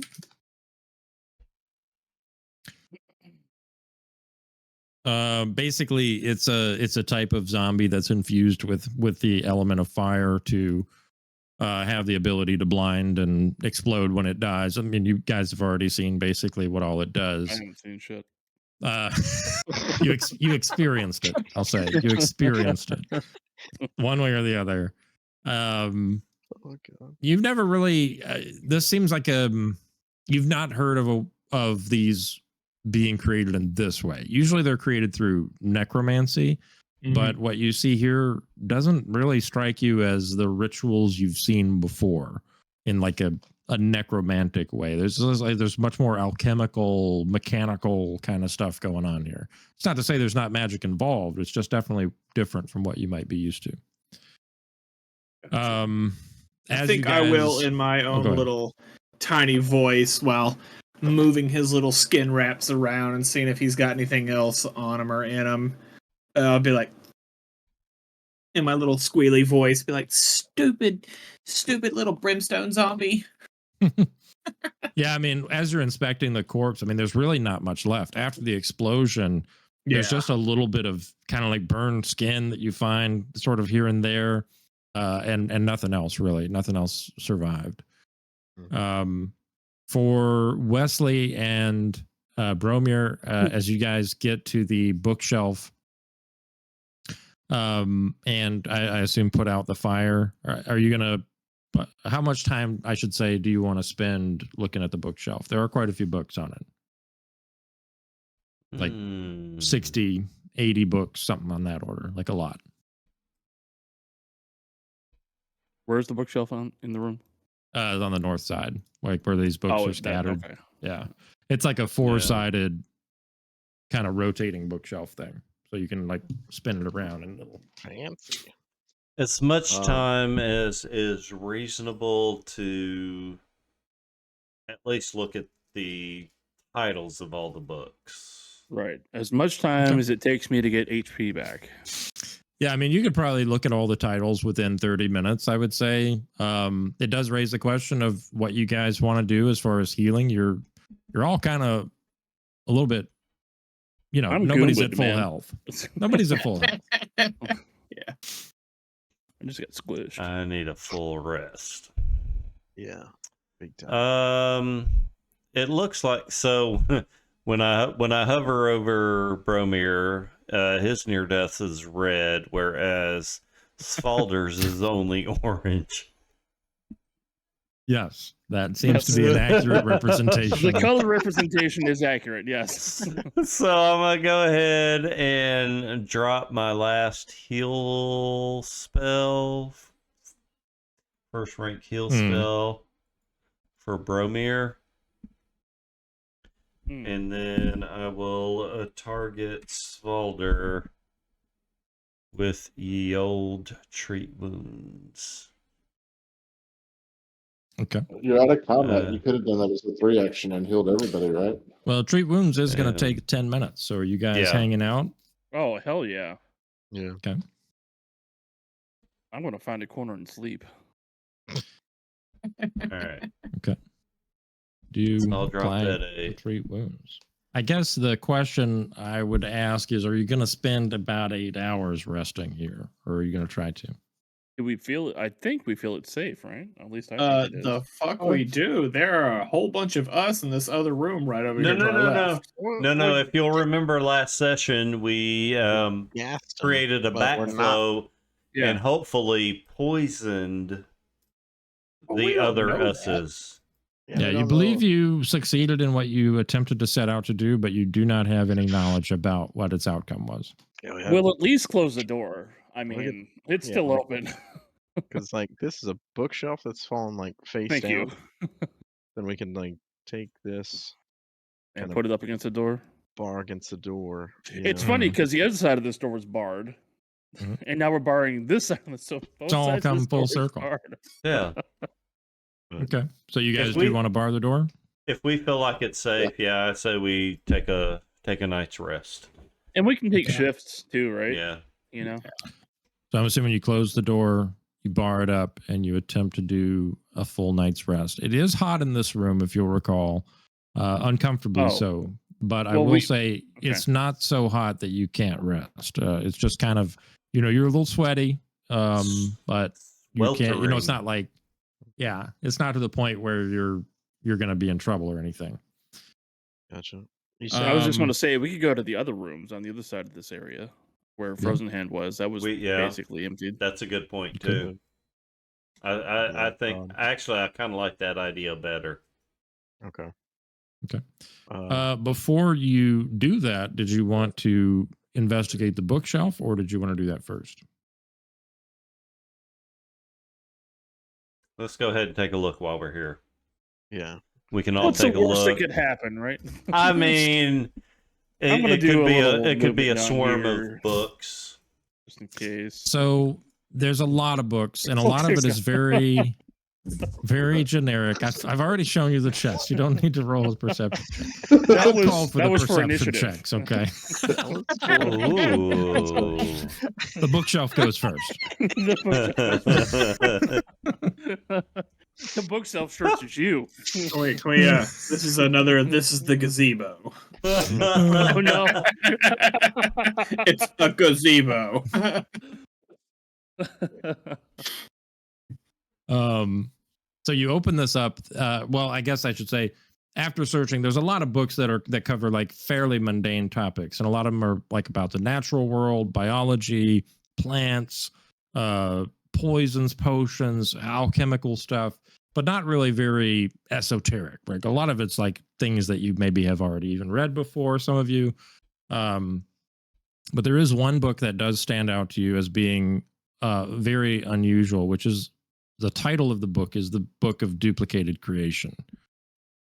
And as you crack it open, basically the book describes a ritual and alchemical process. I'm now reading from the item if you want to read along, of duplicating a creature, starting with a living person and creating a second copy. Holy shit. These copies, the book says, are often different in unusual and unpredictable ways from the original, often having different memories as well as different skills and abilities from the original version. Personalities are also often different, and there exists a small possibility that a created subject will have substantial psychotic tendencies.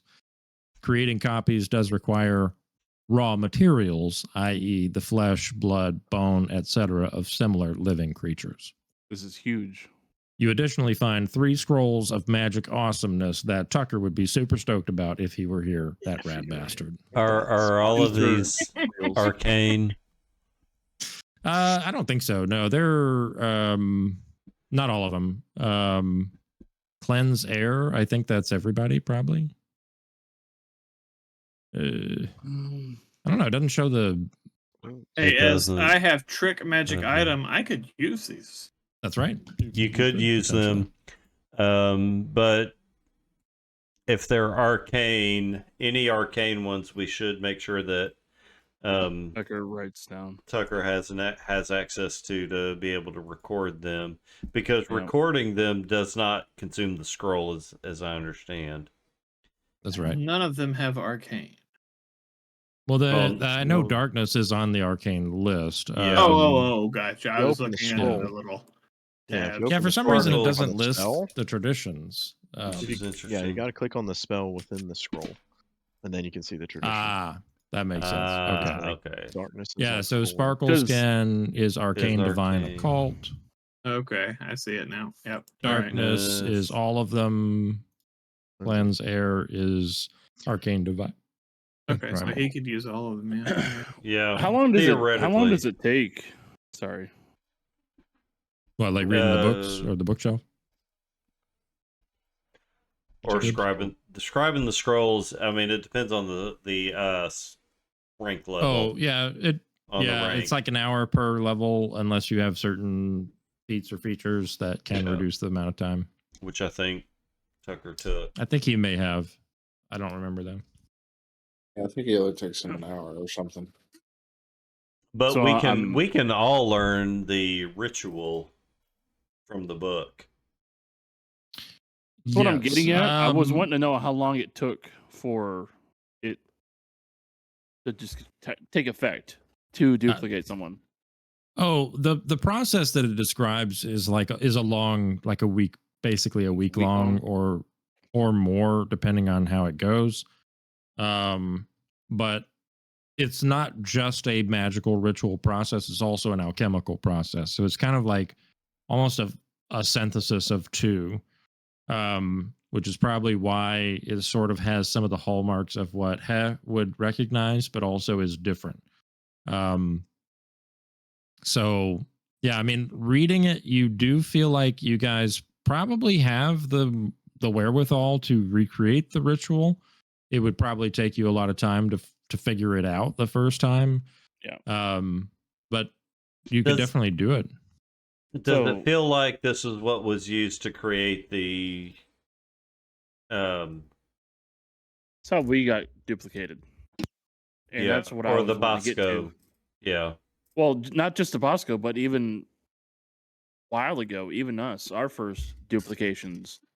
So that I kind of assumed it was something involving like our skin or our hair, some kind of a spell like that, but I didn't. This book kind of confirms it. So who did it, right? Who had access to all of our flesh, blood, bone, etc.? And was it Frozen Hand? Did we kill the person that was in charge of duplicating us? We don't know. I don't necessarily know that, but yeah. Good questions. What I know is it's 11:43. Yeah, I do want us to go just a few more minutes here because I think we can reach I don't think we have a whole session left here. So I'm going to do just a little bit of, speeding up if that's all right. You guys are good to finish a long rest here. So whether you choose to do that in the meeting room or in this room, you are able to complete it. Can we do another one? I would say, yeah. I mean, you could go ahead. You're able at this point, because I'll go ahead and say this as well. Maybe we can we can narrate that, at some point, one of you guys goes over to the Western room and kind of listens carefully first. You hear nothing.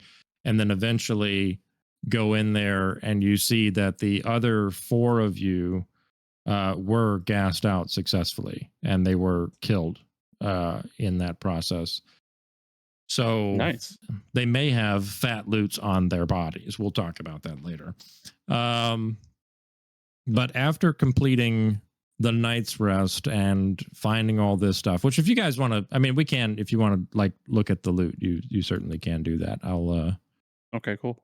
I can. Let's do this. Let's kill Monty. Rip.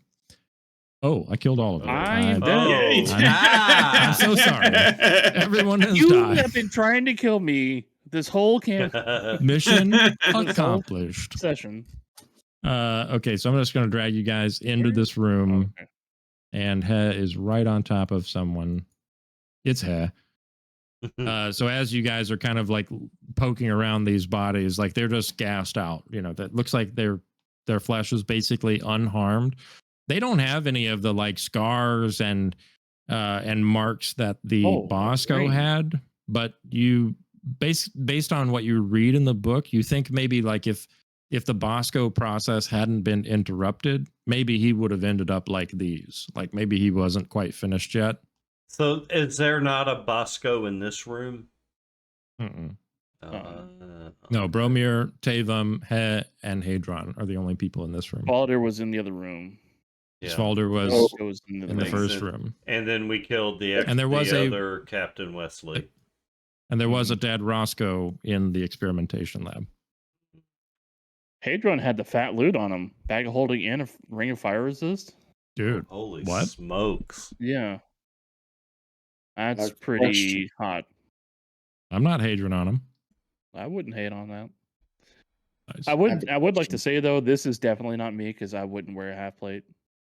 Yeah, and that's one thing. Like you remember from your reading that they did mention like they come like when you do this ritual, it's almost like the thing that you create is someone different. Like they have different memories, but it's not always completely different, right?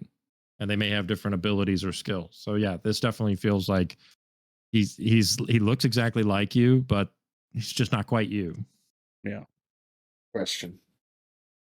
Answer. Is the body too far gone to do what Movat was wanting to do and get his body? It's fairly new, fairly fresh. Are you wanting to reanimate Movat? Mm-hmm. Well, y'all don't know that, but yeah, I've been seeing. I have been seeing him, and he asked me to get this body for him, and so here's the body. Yeah, as you walk into the room, Tavam, Movat kind of like appears again to you, and not to everybody else, just you, and he's just kind of standing like right at the edge of your vision, like he's standing at your shoulder, but if you kind of turn and look to him, he almost kind of fades out. But as long as you're looking straight forward, your brother's right there next to you, and you know that, and you can feel it. And he's like, yeah, this I still bring it with you. We got to get it out of this room. Bring it with you. All right. This is feeling very Pet Cemetery-ish. I don't know what that is. Especially with this creepy ass music in the background. Yeah, the two cats, one's reanimating. It's gonna come back evil. So I guess I will drag the body into another room. Okay. Do you try to hide it from the others, or do you just kind of do it and don't say anything about it? I just do it and don't say anything about it. Picks up by the legs, like, "All right, you coming with me?" Yeah, I mean, I assume everybody else would kind of think it's weird. Hey, but that's not your brother, right? Part for the course. I mean, I imagine it's probably pretty weird to see your own dead body. I mean, looks exactly like you, you know. But my brother looks exactly like me too, so it's not that weird. Mm. Yeah, and as you look at this, as you're dragging the corpse, you almost think like you look and you see there's a little scar like on his shoulder that Movat had that you didn't have because he got it in his life, and you're like dragging him, so you're at a distance. You look down, you're like, wait, I think that's Movat's scar. Yeah. And you begin to wonder, is this a copy of Movat or Tavam? It'd be better for Movat if it was a copy of Movat, but I don't think it's going to matter one way or another. Okay. So after let's skip forward a little bit again. Do you guys investigate the purple field of energy? And Tavam, go ahead. what are you doing with that body? You shouldn't worry about it. Everything's okay. And I just drag him on out the door. Do you keep pressing, Bromir?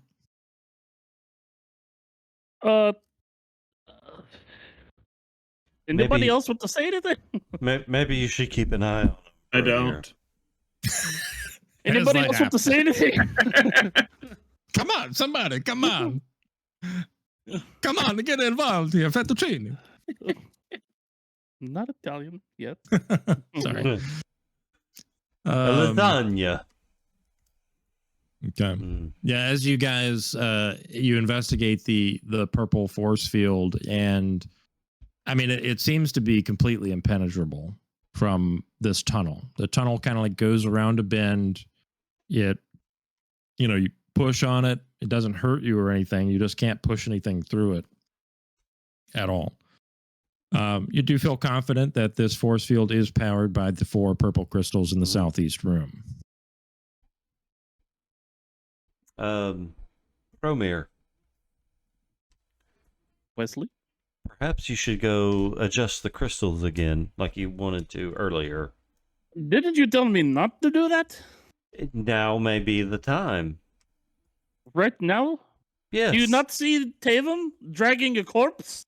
He thinks it's his brother. I mean, I've never lost a brother. I don't know what he's going through right now. No, I do not think that dragging a corpse across the room is the thing. I assume we're skipping ahead a little bit, but it's a good question of where would Tavam leave the corpse in the meantime, like while you guys are investigating the rest of this? Do you take it somewhere specific? It's like a trail of blood. I'll take it back to Frozen Hand's quarters and lay him on one of the slabs. Okay. Man has got a personal quest. He's been acting strange lately, so I don't know that this is lately? Yeah. Ever since we left Longbeard's place, he's been acting abnormal. I didn't make that campaign. Yeah, because of the mask. Right? Mm-hmm. Okay. We may have to stage an intervention at some point. I do agree, yes.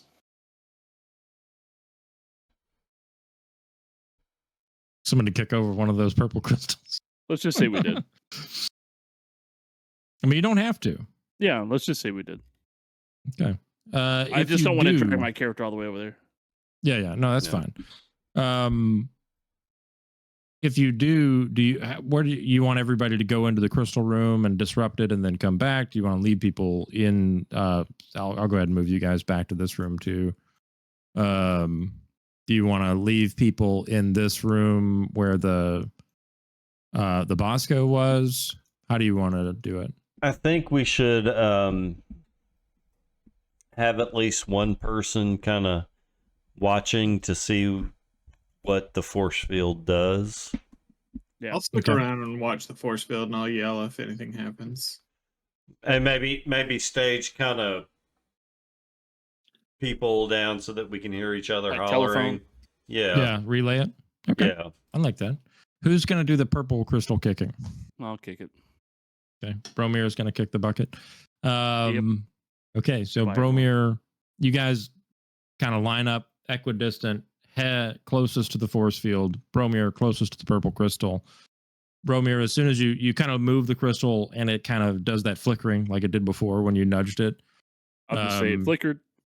And as you push it a little bit further, it flickers and stops. And you hear almost like, before you noticed there was this sort of energetic hum, almost like your hair standing on end in this room. And as soon as you push it just past that edge, that just shuts off. Your hair collapses, the energy stops. The purple force field goes down. And within a few seconds of that, you hear a voice calling out something from down the tunnel. I hear it? No, Had does, because he's the one closest to the tunnel. Bromir, you're the one furthest away. Right. So probably whoever's next in the chain from Head would also maybe hear this. For ease of storytelling, let's say it's Captain Wesley. And it is in a language that you do not understand.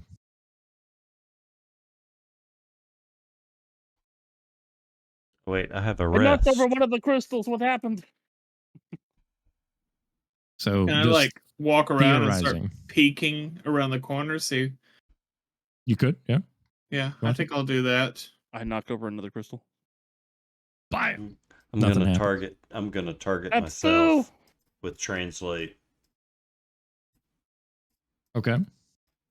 There's no one really going to tell me to stop.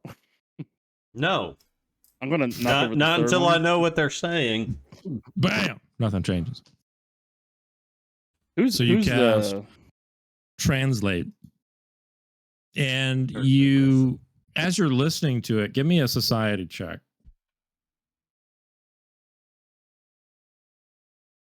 And anybody could do a society check who's within hearing, which I'd say is He, Wesley, and probably, I guess, Tavam That'll be would be interesting. next. Yeah.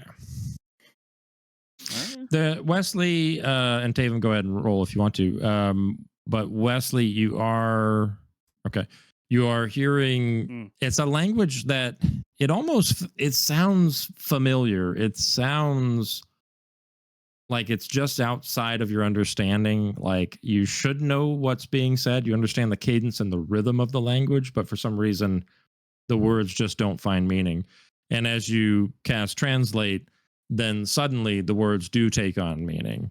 And you hear them say, the force field is down. Get ready. Take positions. Get cover. And I say, It's one voice, but you can tell that they're speaking to other people. Oh, fuck. I kicked the fourth one and knock it over. Nothing happens. What is going on? Put him back! Put him back! I don't know what's going on. Give me a perception that? check. Yep. I'm assuming this is also with my eyes. It is going to be with your eyes, yeah. Man, we're rolling amazing tonight, Okay. guys. A 20, not a great roll, but how are you able to move in there? Hold on. There's supposed to be a wall there. I've got a hero point. Hey. Okay, like that that is better. a great outcome. I was able to get there. It won't let me go further. So the tunnel kind of bends and it's narrow. Like you kind of have to squeeze to get in there a little bit, so you're like sort of sideways in this tunnel looking down the length of it. And you can see that it opens up into a larger space. And as you're looking down into this larger space, you see what looks to be like maybe two big pieces of metal, white metal off of something that look like they're like ripped off of something, the metal. And they've been placed in some sort of like maybe a strategic positioning to provide cover for somebody on purpose. They're just like rammed into the ground and up at an angle. In the back of the cave, you can make out like a white steel metal cylinder of some kind. Based on what you're seeing, you think this is probably it's a big cylinder. Like this is probably what caused. This is the comet, right? This is the meteor. Mm-hmm.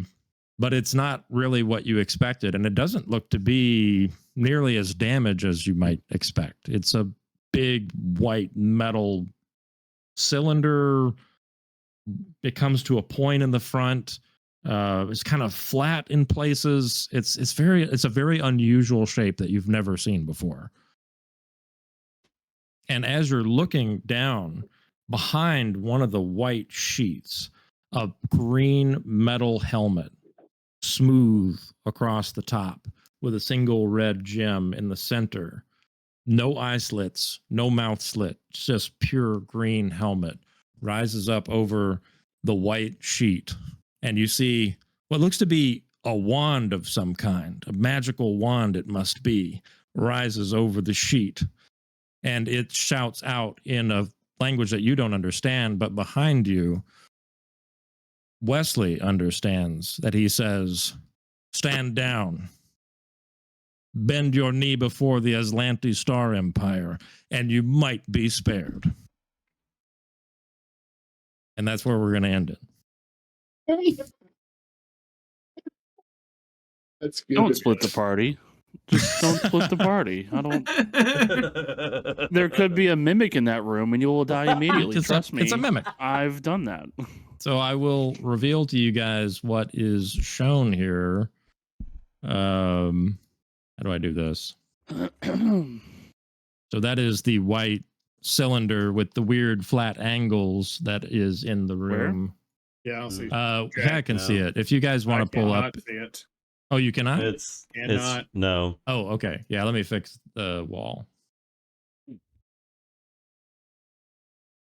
I mean, do I need to be in that room? Because I'm way over here. Yeah, you can come over. Okay. That's fine.